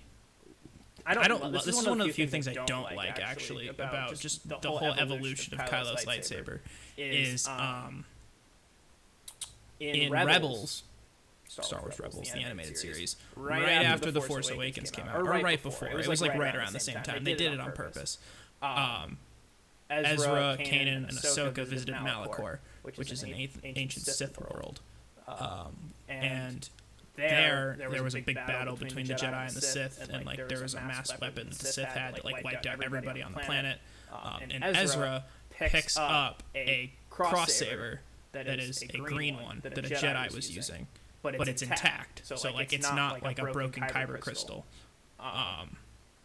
So essentially, there's like two stories. Like Kylo's saber is built technically the same way as an Old Republic saber, but it's also built out of necessity because it needs the exhaust ports. So like there's kind of like two different stories to that. I don't know if it was ever specifically explained that the Old Republic sabers needed exhaust ports as well because they didn't know how to build proper hilts back then. That could be an explanation, but the one in animation in Rebels looked pretty intact. So there's kind of like two canonical versions of the cross saber, one that's technically correct and one that's a broken version. But whether or not Kylo built his saber based on that ancient design or just needed it out of necessity is still kind of up in the air, and I never liked that contradiction. Maybe it's not a contradiction, but I don't know. That's a thing that exists in canon. Okay, so we're going to talk about his saber for a second now, since we're on the topic. I don't know how to feel about that. This is, I don't know if you saw my face. You were not happy with what I was saying. Yeah, I don't really know how I feel about that. Because like, for those that don't know, which I would assume that you do if you're probably listening to this, but like, yeah, Kylo's like one of his kyber crystals cracked because he bleeded it incorrectly. And so his saber has to have the exhaust ports in it because it just can't channel through the normal hilt of a lightsaber. So that's why he has the crossguard, which one is just also it works on so many levels because it looks more like a traditional knight's sword in that sense because it has a crossguard. So that's awesome. And then does it function as a crossguard? I always wondered. Like obviously it hurts because we see him impaling pin with it. Yeah, but like, is it like if you hit a lightsaber across the exhaust port, does it block? Or does it? I feel like it would go through because it's an exhaust port. Well, I mean, I guess it would just. I feel like it would cut, but like it wouldn't. Like, I feel like it would go through. If you hit a lightsaber strictly on that point, I feel like it's like throwing something through a flame versus like a laser. You know what I'm saying? Yeah, I feel like it would just depend on where on the crossguard you hit it. Like, I feel like if you hit saber crossguard, like it would still block. But just like if you hit in that corner, like where the actual hilt crossguard is, like then it would probably really like. I don't know. This is very technical. I'm just genuinely curious. But I mean, still, yeah, like it's a crossguard, which is awesome. Works on the whole knight level, which is really cool. But then also out of necessity for the fact that his kyber crystal is broken like him, and so it has to have the exhaust ports. And then also the other thing about his saber that it is just so awesome is just the way that it crackles since the kyber crystal is broken. Good. Oh, it's so epic! Like every close-up shot. I mean, every shot of his saber really like kind of shows it off. But like the close-ups in particular, like just I'm watching it right now, and it's just so good. The pure energy in his blade it's just raw power, and like it's amazing. The sounds, it even sounds differently than a normal saber does. It looks differently. Like it's so good. I get so excited talking about it and just thinking about it. Like it's perfect. It's just so good. So back to the thing that you mentioned though with the Rebels saber. That kind of I'm not. You know what? Yeah, I'm not too big of a fan of that because like. I mean, okay, so I'm sort of conflicted. Obviously, I very much did not like hearing that at first, as you could tell by my face. Right. But see, I'm a huge fan of the Old Republic, and so I'll give it some leniency there since it's from them. And I guess I would be okay with them doing that because they didn't know how to properly construct hilts in the fashion that we see them now. I would be okay with that. But I do think it's just a normal lightsaber that looks like a cross. Yeah, I mean, I guess I could also see that too because a lot of the Old Republic weapons are also more like old-fashioned in their like formation and kind of like how they are. So like that would also make sense still. Right. But just on the whole, I don't really like the idea that like someone else had the crossguard saber first. I'll headcanon that he didn't know. More than just one. Probably like all the Jedi back then had crossguards. Yeah, so I'm just gonna, dude. That makes my headcanon so much harder though. I know. That's why I headcanon the fact that he just didn't know about that, but that would be really hard to like. I like the idea that he went to Malachor and found the design and. Obviously his was built differently because like he needed the exhaust ports.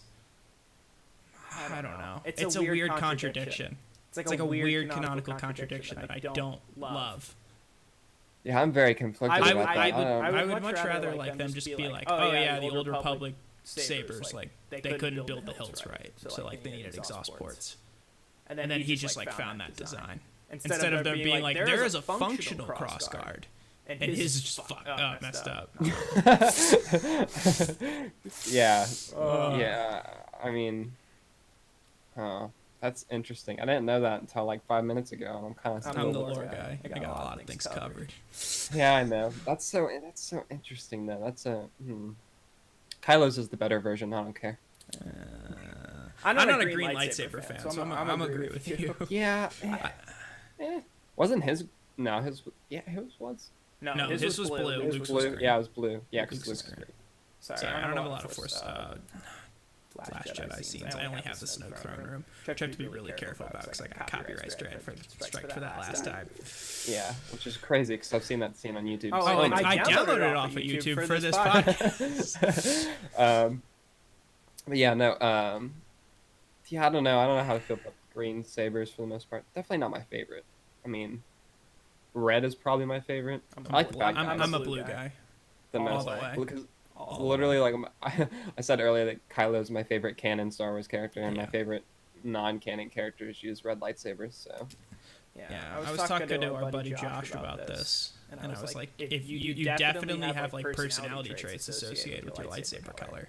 Like in canon, you do.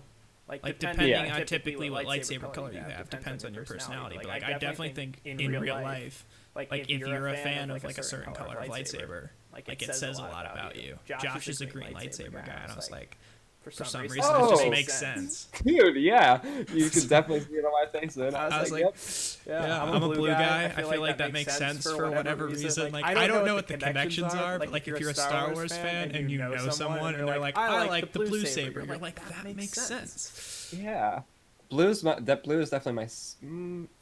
Yeah, blue is my second. I was gonna say white is my second favorite. I literally almost like the reason I hesitated was because white lightsaber popped into my head. Ahsoka's white sabers are so good. Oh yeah, dude. I love honestly all the more obscure colors that we don't really see often.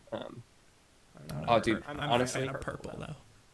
Uh, Just eh. because of the backstory of Samuel L. Jackson being like, I want a purple one, and then Dude, they yeah, gave he him was purple. just like, I don't like that, but it's fine. Anyway, side tangent.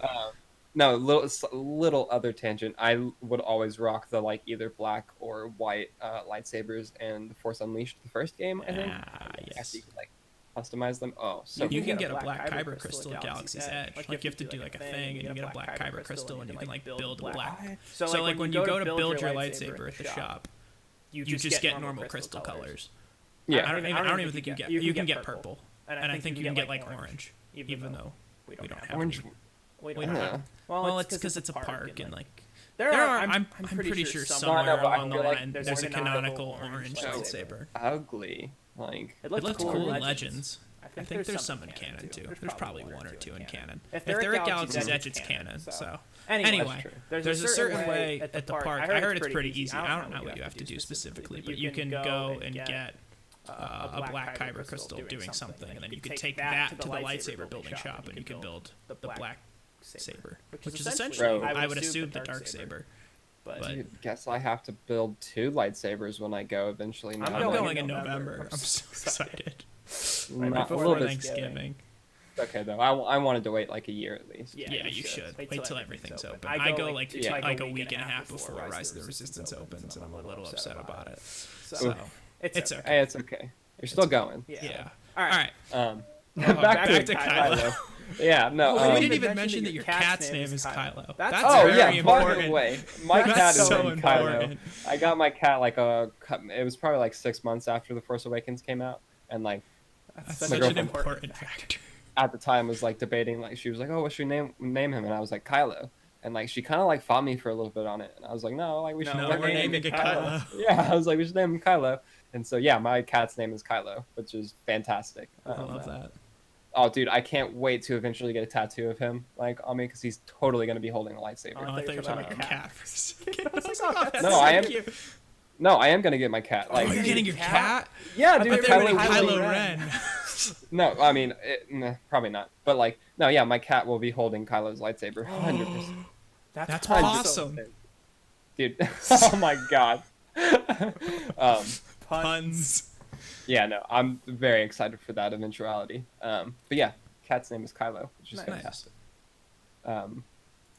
Yeah, the forest scene. Yeah, no, let's get into the forest scene. I turned the footage off because it's cycling through the footage, so now it's just you and me. But yeah, no, let's talk about this fight scene because we haven't even touched The Last Jedi. I'm not complaining about time, but like we have so much more to cover. I'm excited. Oh yeah, no, we're getting into it. So the forest scene. So there's a lot of things going on here.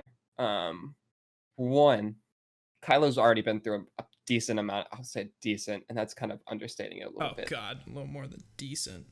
Okay, so at the time that the fight with Poe starts, not Poe, Finn. Good try. I'm awful. Hey man, it's fine. It's okay. At the time that he's wearing Poe's jacket, so. Okay, I'll give you that one. At the time that his fight with Finn starts, he's taken a blaster bolt from the crossbow blaster. Talk about how emotional that must be for Chewbacca, by the way. Uncle Chewie shooting young Kylo after Kylo stabs his best friend. Oh yeah, that's the man who saved his life, literally. Oh, dude, come on, that's a lot, and no one ever really like talks about that, explores that, because Chewie can't. Nobody hugged Chewie. Yeah, which JJ apologized for. But yeah, no, the fact that like he takes that blaster bolt that earlier in the movie was literally like blowing people's rooms and like 15 feet and just demolishing them. Like he took one to his like abdomen, like hip area. Torso thingy. Yeah. No, abdomen was a better word. We'll stick with abdomen. Like he just takes that bolt and is just holding that, right? And so he's obviously, since he's got the dark side, he like uses that to fuel his anger some. And so he's doing that. And so the time that fight starts, like he's already, I would say, severely injured, but he's fighting through it, He, obviously is punching it to, kind of amp himself up. And so he gets in the fight with Finn. dispatches him pretty easily. Like Finn is no contest for Kylo. Well, obviously, even in this weakened state. He tries. We'll give him that. It's a really cool. I love the like. It's not even a flurry, but just the lightsaber like move that Kylo does. Like whenever it's upside down for a second, he just like spins it around to go to attack. It's just so good. But so he does that, and then after he's backslashed Finn, whenever he goes to grab the saber, we have the iconic moment whenever he's reaching out for it, and then it just flies past him, and Rey gets it.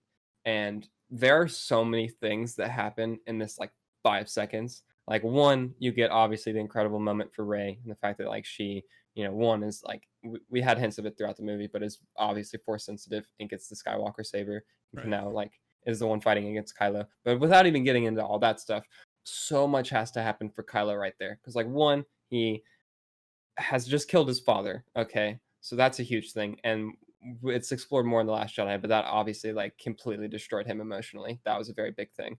Gets shot by Chewie. Okay, so he's dealing with that severe injury. Then after fighting through those things, he feels like he's finally like defeated the person that he needs to achieve like victory in this moment. And he's like, I'm gonna get the saber that by him is his right to have, his grandfather's saber. And then that gets taken away from him in an instant by this nobody that has already defied him way more than he anticipated she ever could, and has been a huge thorn in his side.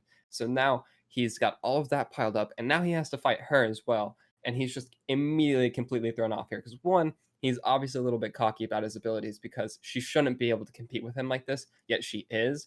And so the longer that this fight goes on, the more iffy he is about whether or not he can do this, because one, he's got all like the injury that he sustained, all these doubts in his mind, and the fact that she's actually competing at this level he was not prepared for. And like just all this compounds into the fact that like it's all slowly slipping away from him, and he's just so unable to deal with that in this moment. And like that's why Rey is able to beat Kylo in this. Okay, for everyone who's like, oh, she beats him. And one, it's not even an easy victory. Like she's literally running away from him most of the times.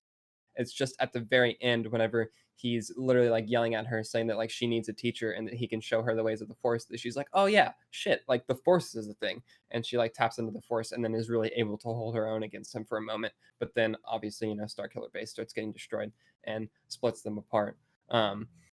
But it's just like, oh, there's so much that happens to Kylo in such a short amount of time, like just in that scene that he has to go through. That and then like you encapsulate the Last Jedi, of course, and like what happens to him in a matter of like 5 days, essentially. If that, it's not even like 5 days. Yeah, it's literally like dude, not even a week. It's so good, but like just so much happens to him right then, just in that scene. That if you really just go through and like break it all down, like there's just so much character work done right there, and so much that he has to experience, and like so much that goes into visually one of the best sequences in Star Wars. Also, like, oh, it's so good. I will praise the forest scene endlessly for all of that. It's very good. It's very, very good.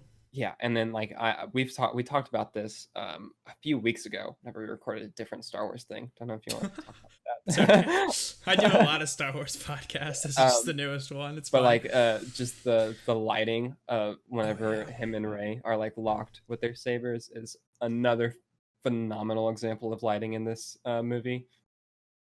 But yeah, just the Force scene is so good. What do you? I'll let you talk about the Force scene some. I mean, you got a lot of it. I have to say, I think that it is. I'm going to talk about it more from a cinematic standpoint. Like, obviously, we're here about Kylo, but we're talking about the forest scene. The lighting on the lightsabers is probably the best of any Star Wars film. The lighting in general is probably the best of any lightsaber duel. And although no one likes the duel in Attack of the Clones, well, some people like it. I don't really like it. The lighting in that scene is very... Yeah, the Dooku and... dude, I'm not even gonna. Okay. No one. Okay. I'm just saying that the lighting in that was very good as well. There's some moments there in the dark with the lightsaber glow. It's very nice. The moment in the dark with the lightsaber glow is my least favorite part of that fight. But okay. Sorry. They do some of that in Revenge of the Sith too, which is a little bit better. Anyway, but no, the forest scene is great. You really hit every nail on the head, but that's why I have you on, because like I want you to be able to talk about like the thing in Star Wars that you love the most, and that is Kylo. Oh yeah. So yeah, I mean, you covered a lot of it. Like the lighting's really good. The choreography is great. I mean, like, yeah, you didn't even talk about that, so I'm gonna take this one. Okay. Daisy Ridley was saying, I don't know if she was comparing them to The Last Jedi or The Force Awakens, but she said that they were using lighter lightsaber hilts for 9, so they could do more cool lightsaber stuff. But like the choreography in 7 is really great. Recently, there was some controversy. What else is new about the choreography in The Last Jedi? We're not getting into that. But I like that choreography too. But I do think that The Force Awakens choreography is a little bit better. Overall, I do like how the forest scene is fought. And I'm a big fan of the prequels. I like how those lightsabers fights are constructed. I like that those are heavily choreographed, almost like it's a dance. But I do like how JJ did this raw lightsaber fight filled with emotion for the forest scene and how that choreography played out, especially with Kylo in the key moments where he's hitting himself and just how he swings the blade versus how Rey swings the blade and how all of that lines up. It's very pleasing to watch on screen. Yeah, I mean, talking about the choreography in particular, like I know the one quote that always stood out to me. I think JJ is the one who like said it. But I'll agree that like I love the choreography in the prequels too, and like they're obviously over choreographed, you could even say, but like they look good, like they're fun to look at and to watch. But the big difference, obviously, in those and the ones in the sequel trilogy are, I don't want to say simpler, but like JJ even explained it. He's like, we wanted these fights to feel like they're actually trying to kill each other, and you really get that sense, especially in this fight, that like they're swinging for like death, essentially. Like they really are trying to like maim the opponent, and you really get that life and death fight there, and it just shows and really stands out and brings out all the emotion throughout the sequence. It's just so good. Oh yeah, no, it's great. I love that fight. You love that fight. Oh, What's thing. Not to oh, go ahead. It kind of has to do with The Last Jedi too. But the wound that Kylo suffers in The Force Awakens. The face wound, you're saying? Yes. Okay. I don't know if I'm in the minority. I feel like I am, but like I don't care at all that they moved it like 2 inches in The Last Jedi. Oh. Like, yeah, I don't worry about that anymore. I didn't like it at the time. I mean, it's more. It looks better in The Last Jedi. Yeah, which is why I'm okay with it. It barely moves. Like it's, I just don't. I'm sure that the problem probably was like they didn't map his face. They probably didn't map it exactly, and that is what it is. And it's like it's healed now anyway. It's fine. Well, he's got the scar. But I mean, I know obviously, but you know what I mean. Like it's not like there's a fucking huge gash in his face. Like language, Alex. Sorry. It's hey, fine. You did it earlier. I know. It doesn't matter. This isn't a family podcast. We're young. Oh. We're young adults. This is not a family podcast. Anything else in The Force Awakens, or can we move on? Because I know our episode 9 talk is probably gonna go for a while too. So. If you're good, I'd like to. We should probably get towards The Last Jedi, and just run through that because I know there's more to talk about with Kylo in Episode 8, debatably, which is crazy because we've been talking about him in 7 for about 45 minutes now. Yeah, we can move to The Last Jedi. I don't think there's anything else. I think we hit, and if there isn't anything, like it all connects anyway. Yeah. So if we miss something, we'll get back to it. I'm sure. So yeah, The Last Jedi. Again, Alex is more of a sequelist than I am. I would say you technically are a sequelist because your top 2 are the sequel films. Yeah. So that's just an interesting thing that I now realize that you are classified as a sequelist. I didn't know there was classifications. But you've got the prequelists, the sequelists, original trilogy buffs. Oh, okay. It's just like a whole different name for the. Well, because there's no like original trilogyists. That's weird. Yeah. Prequelists and sequelists sounds cool. OTist. That actually might be what it's called now that you say it. But no, I mean, looking at The Last Jedi, a lot more emotional weight for Kylo, a lot more of a Shakespearean story, I would say, for Kylo. There is so much goodness. I mean, I'll start. Yeah, you can go ahead. I'll take this one. The destruction of the helmet is great. I think it makes a lot of sense for the character. Like, I know there's a lot of deep thematic stuff behind it, just like letting the past die and moving on from essentially like the last movie. And just like, I like how Snoke handles the mask and looks at it as like he's a child in a mask, and like that Kylo is not who he's supposed to be with a mask on, at least in Snoke's eyes. And I like that. I also like that Kylo embraces the mask, which is what brings us back to 9 eventually, of like he wants to repair the mask because in his mind, who he is involves that mask.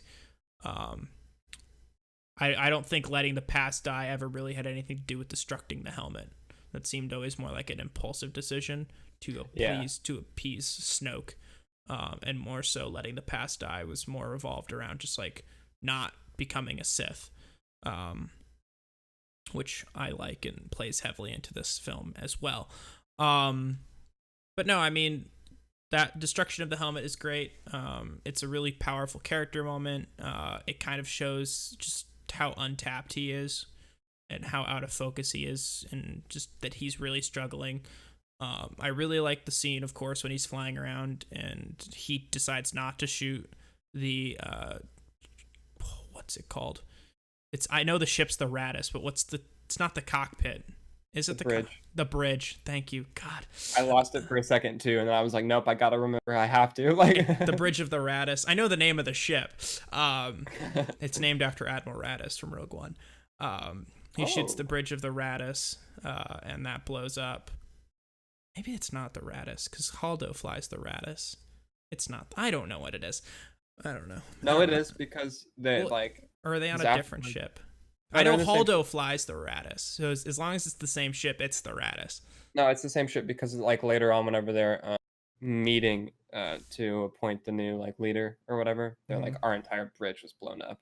Oh, okay. So I'm assuming it's the same ship. So I guess there's like 2 control points for the Raddus. Makes sense. It's a big Mon Calamari ship. Anyway, so he decides not to shoot the bridge of the Raddus, and then the 2 TIE fighters obviously destroy the bridge of the Raddus instead. Leia ultimately survives that, which, correct me if I'm wrong, we don't like, he obviously can feel that she didn't die, but like we don't really get a moment in The Last Jedi where like he comes to terms with that, as far as I know. Not really. Like, he can sense that she's obviously not dead, but like I feel like that was probably explored, maybe the novelization, but I don't remember a specific scene. That. You probably should. I've heard good things. It's written by, I believe, Gary Whitta did the comic. Maybe Jason Fry. Jason Fry did The Force Awakens. I don't know who wrote the novelization for The Last Jedi. But no, anyway, as far as I know, there's not like a scene of him kind of coming to terms with that, but obviously that's something that like he thought she was dead. Now she's not. That's another small character moment that happens for him. Obviously, the throne room, which I'll let you touch on because I know you have a lot of thoughts on that. And then all the stuff with Luke. But we're going to talk about the stuff with Luke, obviously. But like, I really would like to save the Luke stuff for the 9 talk, because I do have a couple ideas for 9. And I don't think are going to happen, but I definitely want to happen in 9. So you take what I said, talk about the throne room. If you want to touch on the whole Luke end of stuff. Absolutely. Yeah, so I'll start with the destruction of the helmet thing. You kind of like touched on a little bit, but it's just showing like how untapped it is. I think that scene is a strong parallel to what happens in The Force Awakens that I talked about earlier, whenever he just like loses his temper for a moment and just has to destroy things around him. Like, he's just so impulsive, but also like he has so much anger inside him, and that goes back to the fact that he feels like he doesn't have anyone, like his parents, as I mentioned earlier, left, and like he's trying to make himself fit into this mold and into this world in a way that has significance. And in that moment specifically, like the person that he is supposed to be his mentor and like has been, and like essentially his like boss isn't the right word at all, but like his master, like Snoke, has just been scolding him, and like he's so angry about that and just lashing out about that. So he's not only doing it to like appease him and destroy the helmet for that reason, but he's also just so frustrated with the situation and himself in that moment. And he just doesn't know what to do. And then like Snoke even says it, like the deed split him to the bone, like killing Han Solo. And you really feel that conflict throughout the movie. Adam Driver does such an incredible job throughout the film. Like he gives such a nuanced performance as Kylo. Um, like he does so much with not so like little dialogue, because Kylo has a decent amount of lines, but like he definitely does an incredible amount with um, the just what he has to like work with. It's just I'll never get tired of watching his performances like as Kylo. There's just so much that he brings to it. Um, so those are really good. The yeah, him not just like deciding to not blow up the bridge and kill Leia is another thing that just really highlights how split he is. Because I mean, we obviously saw like he decided to kill Han and like was able to go through with that in the moment, but then whenever the moment came to do the same thing to Leia, like he couldn't. He didn't do it. Um, and then only to have the other two TIE fighters, come through and do essentially what he could not. Um, that's just got to be another blow like to him just immediately after. Like one, he's having this huge struggle about whether or not he can do it or will do it, and then he decides not to, and you have to think about how that impacts him because he feels like he's failing in that regard by not being strong enough to do so. But then at the same time, he's like, this might be the right thing to do and not doing it. But then he has these other people come in and do what he couldn't do, and so he's like, oh, I'm not good enough in that regard also. Like there's just so many things again in such a small moment that are just great character work.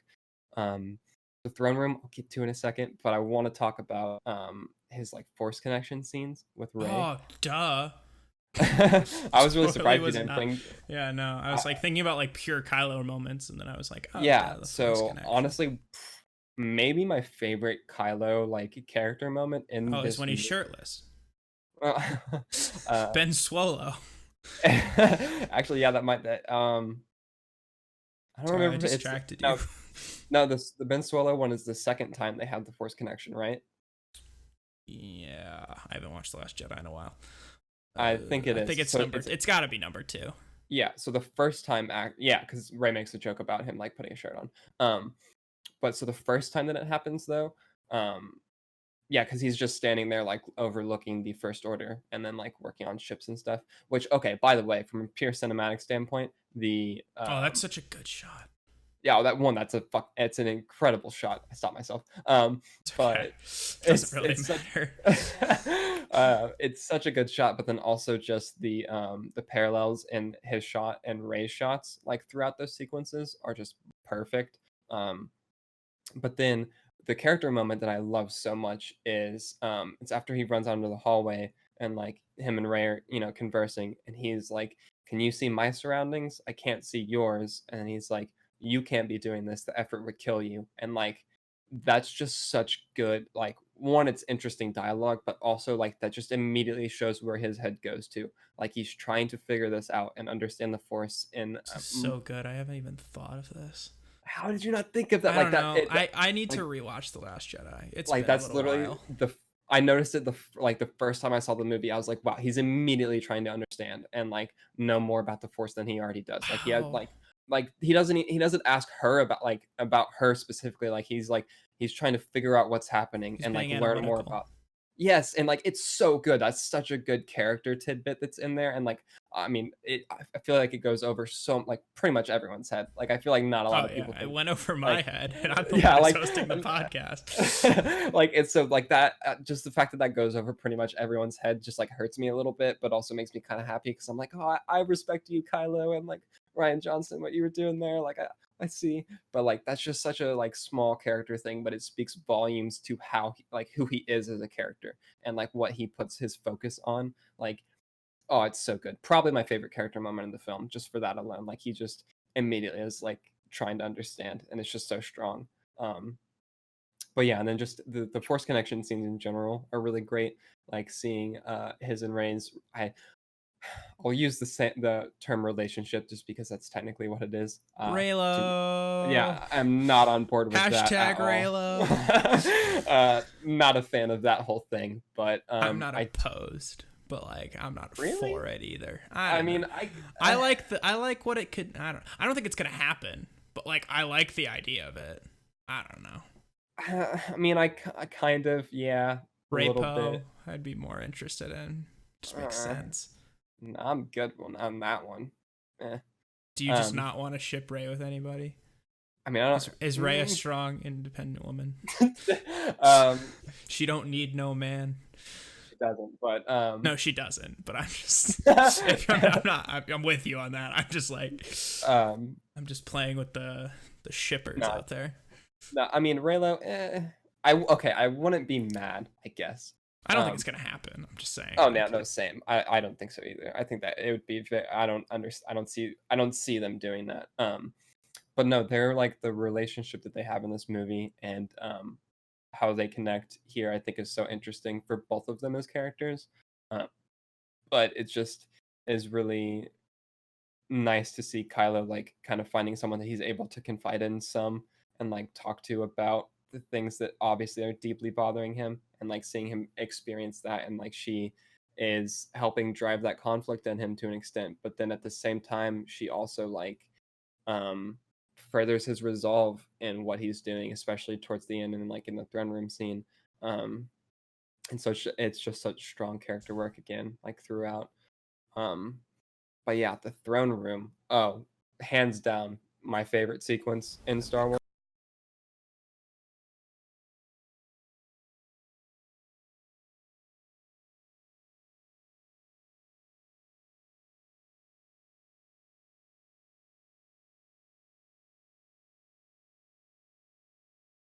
But yeah, then after like the destruction of the saber too, we get oh god, what's it? Hux like coming in and Yeah, that's not included in the clip, but that's good. It's like that's like the only good moment I like of Hux in that movie. Unfortunately, one of my few complaints of The Last Jedi is about Hux, but I do like that moment.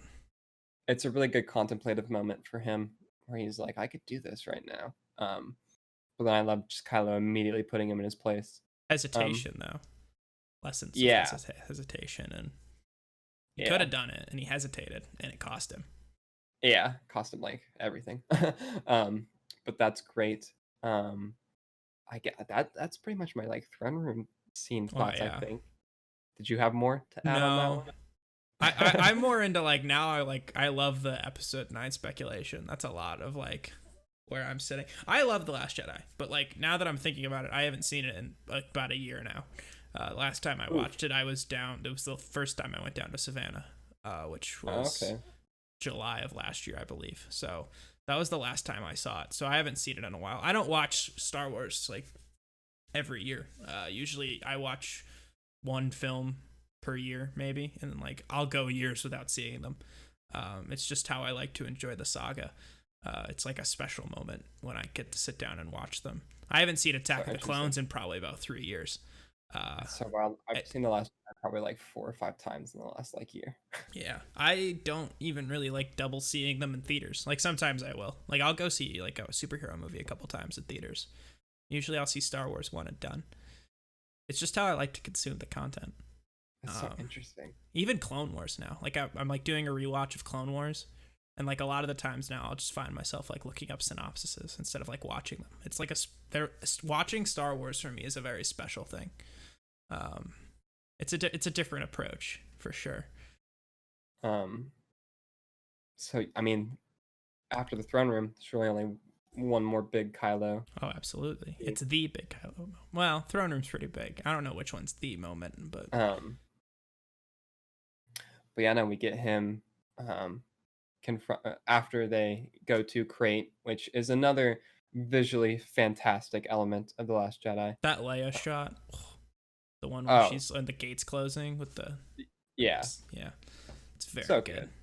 I love the fact that the planet, like under the immediate like salt surface, is like salt. Yeah, but like the fact that it's like red, like it's just, it's so good. It just looks incredible. And it's also like the planet is bleeding. I wish we do see some different types of planets. I know that like Crate is technically different. This is something I noticed when I was watching Clone Wars. on Wednesday. Is just there's like I was looking at Teth, and it's like this very purple, pink jungle aesthetic. Like we don't get stuff like that in the films. Like with Pasana now, it's like the 10th desert planet. Like there's like 20 desert planets in canon. Oh, there's so many. This is like the 4th one in the films, which is insane. I like that Krait's at least a mineral planet, though. I do like that, but it looks like it's kind of like Hoth, but it's like, from like the surface, kind of looks like Hoth. The red is nice, but like I feel like we either get like a snow planet, a desert planet, or a jungle planet / forest. Like those are like the 3 Star Wars planets, or the water planet. Those are like the 4. Or Mustafar. All right, but I guess I'll give you Mustafar. Yeah, well, like sometimes we get nice ones. Anyway, but that was a side tangent. I think the Battle of Crate is great. Looks really cool though too. Like whenever the Falcon is flying through it, that looks nice. But yeah, no. So we get the Battle of Crate, and we get Luke Skywalker. Not really Luke Skywalker, just his Force production. Love that scene. Oh, it's so good. One, hints. Just the fact that Kylo is just immediately like focus every gun that we have on him and just blow him away. Makes sense. Oh yeah, totally. I mean, why would you not do that? Like, oh, you know what we didn't talk about? What did we not talk about? We didn't talk about Luke in the hut with Kylo. Oh, dude, we did totally glaze out. Okay, so I mean, I guess before it all kind of ties together. Yeah, his whole arc with Luke is, it's so good. Yeah, so like the fact that one, as we've mentioned, or at least I specifically mentioned a couple times now, is abandoned by his parents. Mm-hmm. So he's with Luke, and so Luke is the one that he now has all this trust in, who's training him. And then the fact that he just wakes up and Luke is standing over him with a lightsaber. Like, he has now been let down by every parental figure and everyone that he's ever looked up to in his life in that moment. And so naturally he lashes out and in that moment defends himself, but then also feels as though he is not wanted. Obviously, he feels like he's about to be killed in that moment. And so that's what, fully puts him on his turn to the dark side. And it's just such a that just sparks his hatred for Luke, because at that point, he had put everything that he had, and all his faith in Luke, and then Luke just completely failed him, which Luke clearly admits to too, and in the movie. Right. And it's just that's such a big thing to have happen. Luke talks about it extensively, but the fact that Luke is just this legendary figure, in the galaxy, and for him to fail Kylo, who's literally family, it's just such a big thing. And Kylo absolutely resents him for it. And so then, we get the showdown at Crate, and he's one-on-one with Luke, and he's finally going to get his full revenge and against him. And he won that shot, the close-up of him holding his lightsaber. Mm-hmm. So good. Just pure rage right there. The lightsaber crackling, just untapped. It's fantastic. And then the wide shot too of them facing off, that is just completely wallpaper worthy for everyone. Mm-hmm. It's so good. But yeah, and then we have Kylo just straight up trying to destroy Luke and trying to kill Luke, which actually I'm pretty sure that you know this, because I think I remember you mentioning it in a message at one point. But the moves that Kylo uses to attack Luke, the lightsaber swings that he does, are the same lightsaber swings that Rey does earlier in the film whenever she's training, which I think is just really interesting. I didn't send that message. That's very cool. I didn't know that. Was not me. I need to watch The Last Jedi again. You do. You really do. But yeah, no, they're the same motions, which is just a really cool parallel there. But yeah, so he goes after Luke, and then Luke has his he's just almost taunting him in the fight and just avoiding his blade completely, which I mean we know obviously is because he's not there and he's just stalling. But then we get the profound line from Luke where he says, "If you strike me down in anger, I'll be with you forever." And Kylo just straight up does not care. He's like, okay, and still goes for it, but it obviously fails. And I feel like that is even more damaging to him maybe than well, I don't know. It's hard to really say for that one, which would be like worse, but just the fact that like Luke wasn't there, that he just completely fooled him and just took away all the victory that Kylo thought was so certain in that moment. And then we get the shot of Kylo like in the base after everyone's gone, of him holding the like dice that Luke had brought for Leia, which aren't real. They're just Force dice. Yeah, and that's just, such a weird. Yeah, I wish like, they were real. I mean, they are. They still, like, she still has them.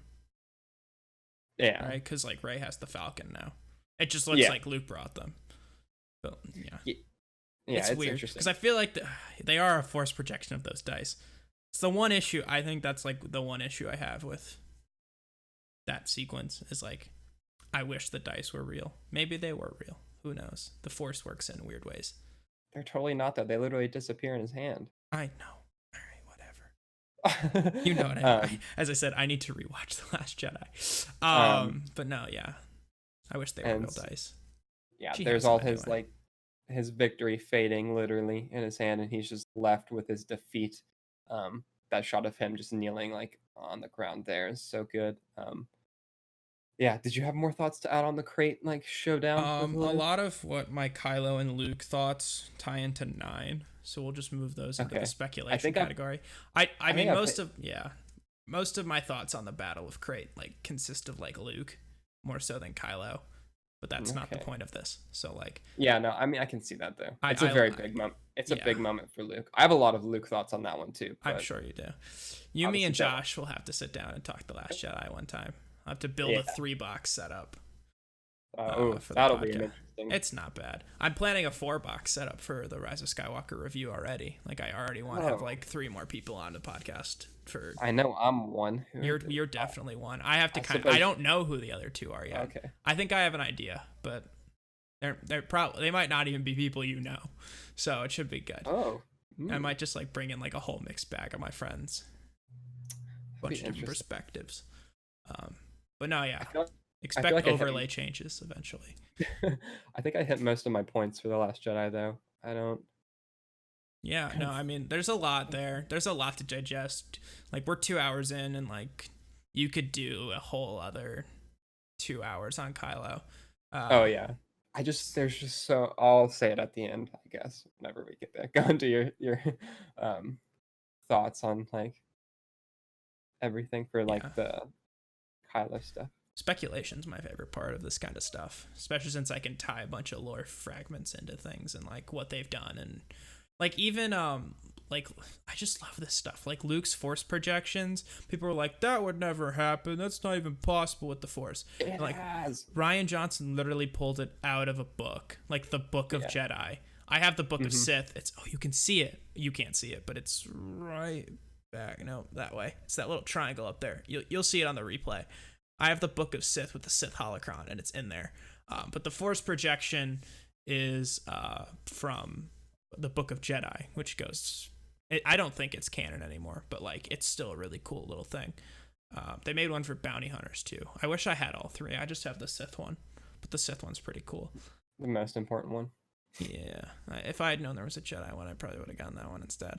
I was like 12 when it came out, I think. Anyway, I'm really young. Yeah, I heard, because I was not even that, I mean, obviously. Yeah, we're not that far apart.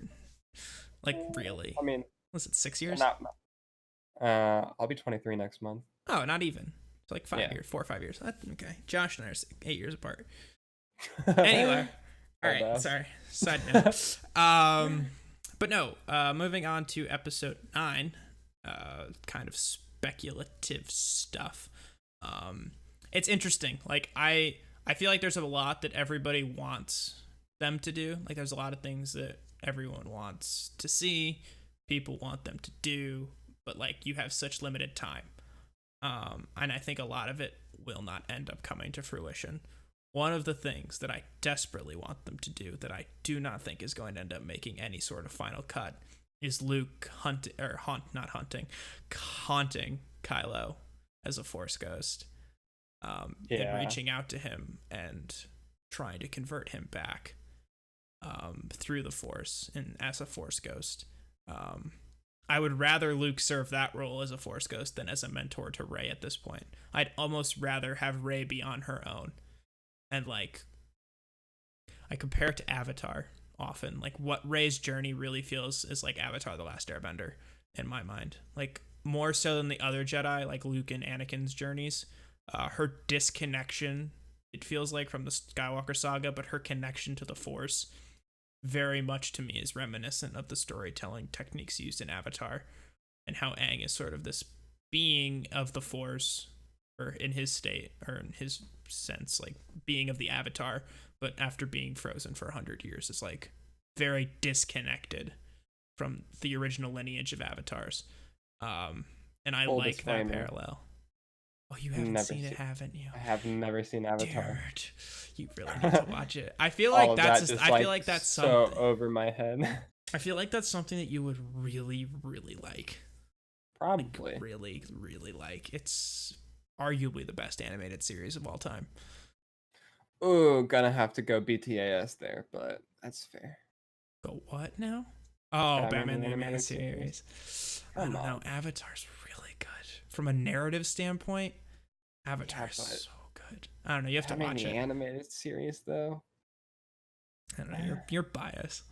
I mean, yeah, 100%. You're really biased. Your last name is literally Bats. Hey, man, I'm 100% biased when it comes to that. I'll admit it. But anyway, no, I like the parallel there. Like, obviously, that's not intentional, but like just narrative parallels and different characters.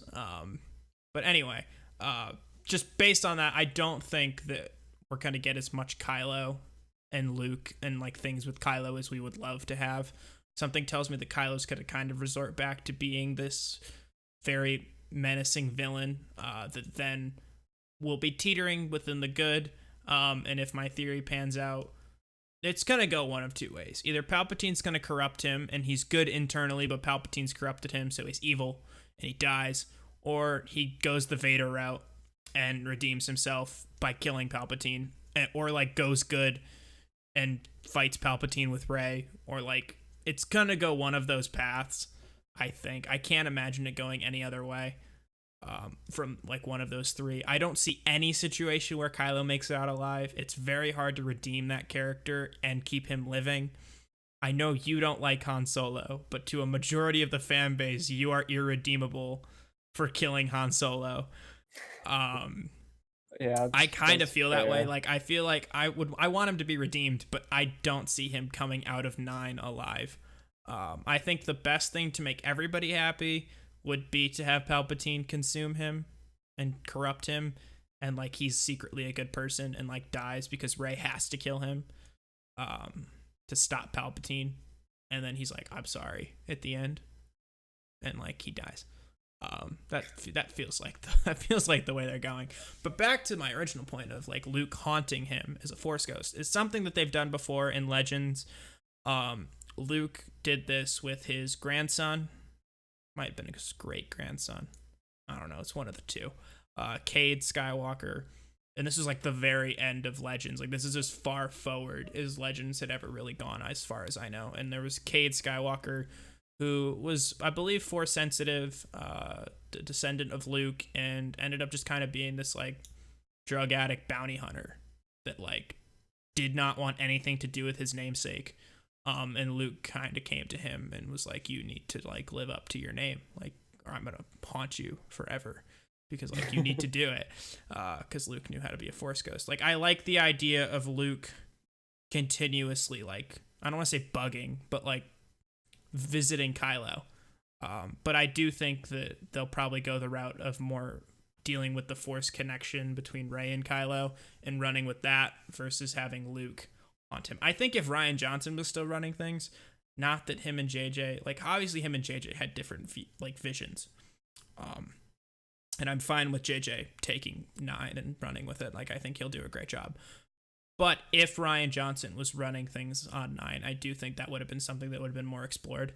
I think JJ wants to more explore the Rey and Kylo relationship, with Luke acting as a mentor to Rey. But yeah, I mean, that's definitely one avenue I would have liked them to take. Kylo and the Knights of Ren is still interesting. I don't think at any point, like, something tells me like they're gonna come back, like the Knights of Ren, Maybe Snoke did send them off. I don't know. I feel like they're going to come back, like, knowing how to save Palpatine, and Kylo's going to be like, I don't want anything to do with that, and then they're going to, like, betray Kylo and, like, bring Palpatine back anyway. I don't see Kylo and the Knights of Ren being aligned at any point in this movie. It's just not... I don't know where the Sith Troopers come into play. They've already kind of said the Sith Troopers, like, aren't really affiliated with the Sith. It's just reminiscent of their namesake.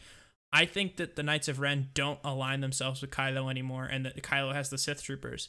And, like, you're not getting Kylo and the Knights of Ren united at all. Like, that's how I see it. And then Hux is probably going to be trying to, create a coup with Grand Admiral Price, possibly, or whatever his name is. Is Grand Allegiant? I don't know what his name is. It's one of those. Allegiant General? That might be it. They have a bunch of ranks.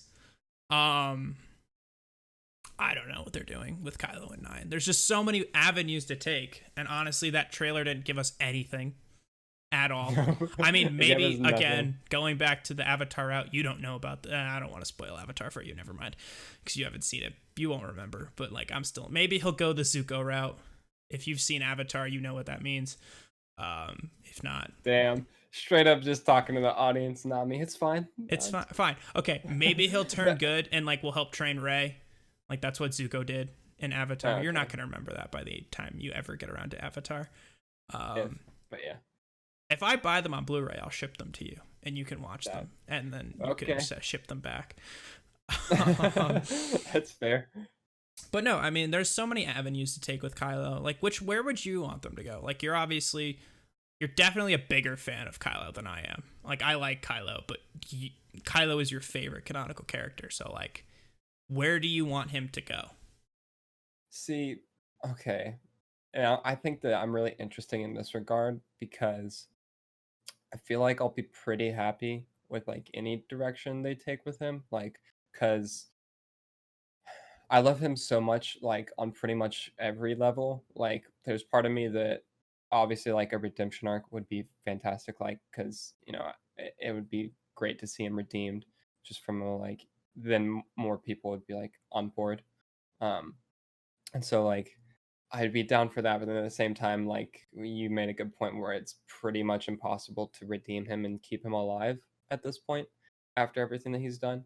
And so, like, he would have to die, which in that sense, I still would also probably be okay because, like, as much as that would hurt, like, I am a firm believer in the fact that, like, part of what makes stories, not every story, but a lot of stories so good is their ending and, like, the finality that comes with that.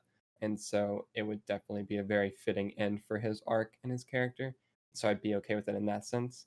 But then by the same token, like, him not having a redemption arc and just being pure villain and, like, pure evil in this and just going full force into that, I would also be okay with, just because I love villains as a character. And Kylo being one of my favorite characters, like, him just being in that role, like, I'd still be very happy with that as well. So yeah, I don't know. Like, I honestly, haven't thought too much about, like, what I want them to do with his character. I feel like I'll be happy in whatever route they take. I do think it'd be interesting to see him training Rey. I don't know if they'll do that. Honestly, the Rey and Kylo connection explored more, I think I do want to see now the more I think about it, especially their, like, Force connection. They might just drop it. Yeah, I know. It's a strong possibility. I know. Which sucks, but it's a strong possibility. I could very much see JJ actually doing the haunting Luke Force Ghost thing and dropping the Force connection. Yeah. Which, I mean, I'd be fine with that too, though. Because with the whole, like, see you around, kid, strike me down, you'll feel, like, anger and guilt or whatever the line was you said. Like, there's so many lines at that final battle in The Last Jedi that, like, really were hinting towards that. Like, I really think that if Luke were a Force Ghost, logically, based on what Rian Johnson set up, he would be visiting Kylo. We still don't know how Force Ghosts even work, like how they can visit, who can see them, who can't. They're one of the most mysterious things in Star Wars. If Kylo's not susceptible and, like, open to seeing them, Luke might not even be able to get through. But I like the idea that, like, Luke can just appear to Kylo in like close quarters and like closed quarters too, and just being like, hey, I'm here, look what you've done, who have you become, like not even trying to convert him, just more like really like putting the nail in the coffin about how just awful he conscience. Is. Yeah. I like that. I would like that too. I don't know. There's just some there's so many different options to take him. I do agree. I don't think that we'll see Kylo and the Knights of Ren like on the same side in this movie. I don't know, something about them like working together. I just feel like isn't going to happen. I'm with you on that. I'm very much envisioning now like the scene, like the throne room 2.0 of like instead of Praetorian Guards, it's the Knights of Ren, and like then instead of killing Palpatine before fighting the Knights of Ren, like they fight Palpatine afterwards. So like they have to go through the Knights of Ren, Rey and Kylo together, and then like I feel like but that all depends. Like the more that I sit on it and think of it, the more I like the idea of Palpatine corrupting Kylo and Rey having to fight Kylo, even if she like doesn't want to, because she has to kill Palpatine. See, like, I don't know how to feel about that idea, because on the one hand, I do like the idea of a Rey and Kylo fight. On the other hand, I don't like the idea of Palpatine using my boy. Well, I mean, yeah, but like, it makes sense. I mean, yeah, it makes sense, but like, just because you don't like it doesn't mean it doesn't make sense. I mean, I know, that's all I'm saying. I just don't like. It just feels logical to me. It does, but then also like part of that, I don't want to say like undercuts Kylo's character, but then just have him like literally become a puppet at that point, like. Yeah, that sucks, but like that just doesn't sit well with me. It also doesn't sit well with me though that like if it's Rey and Kylo versus Palpatine, it's literally Return of the Jedi. I don't like that idea.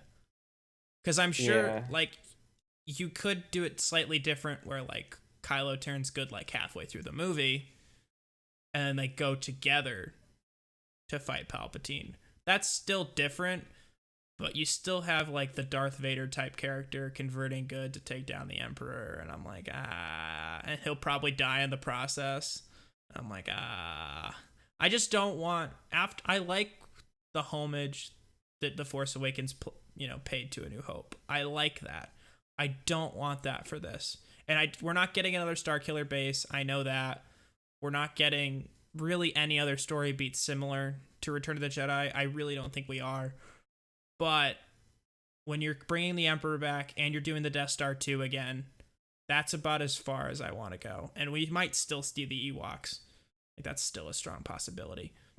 Because I looked into this, because I kept wondering, because they were like, well, if they go to the Death Star, wouldn't they be on Endor? But I was like, technically, they were on the forest moon of Endor, so they weren't on Endor. And if Endor is the planet, then technically gravity would have crashed the Death Star into Endor. But apparently in canon, Endor is a gas giant, which means that you can't crash the Death Star into Endor, which means it would have crashed on the forest moon of Endor, which means Ewoks. So, like, that's true. If it wasn't a gas giant, I'd be like, hey, they're going to actual Endor, which I would like more. Maybe they can retcon it. Like, I don't know where it was officially announced that, like, canonically on Wikipedia, it says that Endor, the planet, is a gas giant. But I would much rather be, due to technical physics, like gravitational pull would have pulled the Death Star 2 to Endor instead of the forest moon, and they go to a different location. I like the Ewoks, but I'd rather visit somewhere slightly different. Yeah. There's a lot to speculation you could go with 9. We really know nothing. I just, you know what I know though? I can't wait for that scene of him just mowing people down in that burning forest. What if they remove that scene? There's no way they remove that whole scene. Maybe it's not even a whole scene. Maybe it was like a part of a scene and they took it out. Hey, Sean. I'm sorry. Stop just raining on my parade. That to you. Definitely don't think he's mowing down a Knight of Ren. Oh, we didn't even talk of that. Remember that? When the Vanity Fair article came out? Yeah. I really... He might be. It's such an interesting thing. As I like, we said it no together. No matter what, they messed up like royally on that. Like, oh yeah. I have a feeling it might be. I also have a feeling that they might have worked some CGI magic like the Avengers movies, and that the stormtroopers in the background of that scene very much might be Sith troopers, and they just like showed the white ones in the teaser trailer. I can see that. I don't think Star Wars does that kind of thing. Star Wars is just better about cutting their trailers in a way where they don't need CGI manipulation. They just like show you less. Less is more. Know. Yeah. No, I mean, it's interesting. Do you think that like Death Star 2 water fight's gonna happen that we saw in the Vanity Fair images? Oh, I thought they were fighting on the Falcon. I still think that's the Millennium Falcon that they're standing on in that image, which is submerged in water. I think it's the Falcon. I think they're on the roof of the Falcon, but I think that would be more thematic. I think that'd be cool if they were like lightsaber fighting on the Falcon. That'd be cool. Yeah. Honestly, I have no idea. I haven't even really thought about that much. I don't think that fight's going to happen. I'm not even going to ask you about the Kevin Smith quote because I know you don't want to think about it. Dude, no, I've thought about that quote so much, though. I have a very strong gut feeling. I have two theories, and I'm not going to get into them because I know you don't want to know, because you know that I can be very right about these kinds of things. I have one very crazy theory, and I have one that's very realistic based on what Kevin Smith said. I know that I'm so like not prepared for that shot, though. I'm like 99% sure I know what it is, but I'm probably wrong, so it's fine. No, that makes sense. Yeah. Anything else on 9? I mean, we've been going for like 2:15, so. For 9, I don't make it or 3 hours. Or for your boy Kylo. Oh God, could you imagine? Could you imagine? So I'd excited. never do it. I don't know. I can see them. I'm gonna give you two. I'm gonna give you two final questions. Okay. I'm gonna ask everybody this until it happens. How long's the runtime for episode 9, and when's the next trailer? Okay. Runtime 2 hours and 47 minutes. I was going 2:42. Ooh, okay. We're close. Next trailer. When is D23? You could just say D23. Okay, Ben. You think it's D23? Yeah. I don't. I think they get something exclusive at D23, but I don't think we get it. I don't think the public gets a trailer at D23. I say September. Okay. I mean, like, it's weird because they could do. That's why I asked when D23 is. Oh, it's in August. Oh, okay. It's late August. Okay, yeah, September makes more sense then. Well, see, it's weird because, like, what they do for both The Force Awakens and The Last Jedi, I'm pretty sure they released something at D23, and then they didn't release something again until October. Like, and they did it on like a Monday Night Football for both of them, because I remember because I watched the Monday Night Football games for the trailers. Yeah. So it could be D23 and then something else in October. I don't know. Or it could be D23 exclusive, and then we still don't get anything until October. If they release a Mandalorian trailer at D23, though, that shit. If they release Mandalorian at D23, they could hold episode 9 until October. Yeah.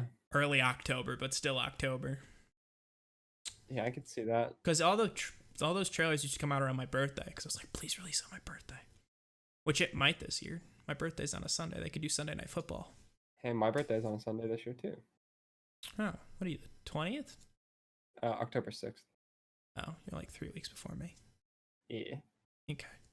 Now you know my birthdays, too. We're learning so much personal information about each other on this first episode of the podcast. Hey, man, that's cool. Anything else about Kylo? Any final thoughts before we kind of wrap up here? I just love him a lot, obviously. I just think he's such a like complex character. He's so layered. The conflict in him is so strong. Like, he's aesthetically probably, my favorite like canon Star Wars character. That's a tough one. I didn't think about that. I don't know who my aesthetic favorite character is. Like, he's literally like one of the main characters in my, I'll say tentatively 2 favorite Star Wars films. He's my favorite character in my favorite Star Wars film, which is The Last Jedi. Go ahead, bring out the torches. And then my 2 and number 3 spots like flip-flop between Force Awakens and Rogue One. But he's my favorite. I love him so much. I just think there's so much there. I'm just so glad that he's a thing that exists now. Such a strong character. I'll forever defend him and love him. I mean, my cat's named Kylo, so there's he's a great character.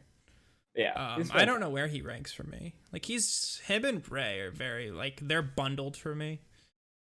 They're some of their package deal for you. I guess, like, because these are the first Star Wars movies that, like, I grew up watching in theaters, so like that's probably why I like connect with them more than most.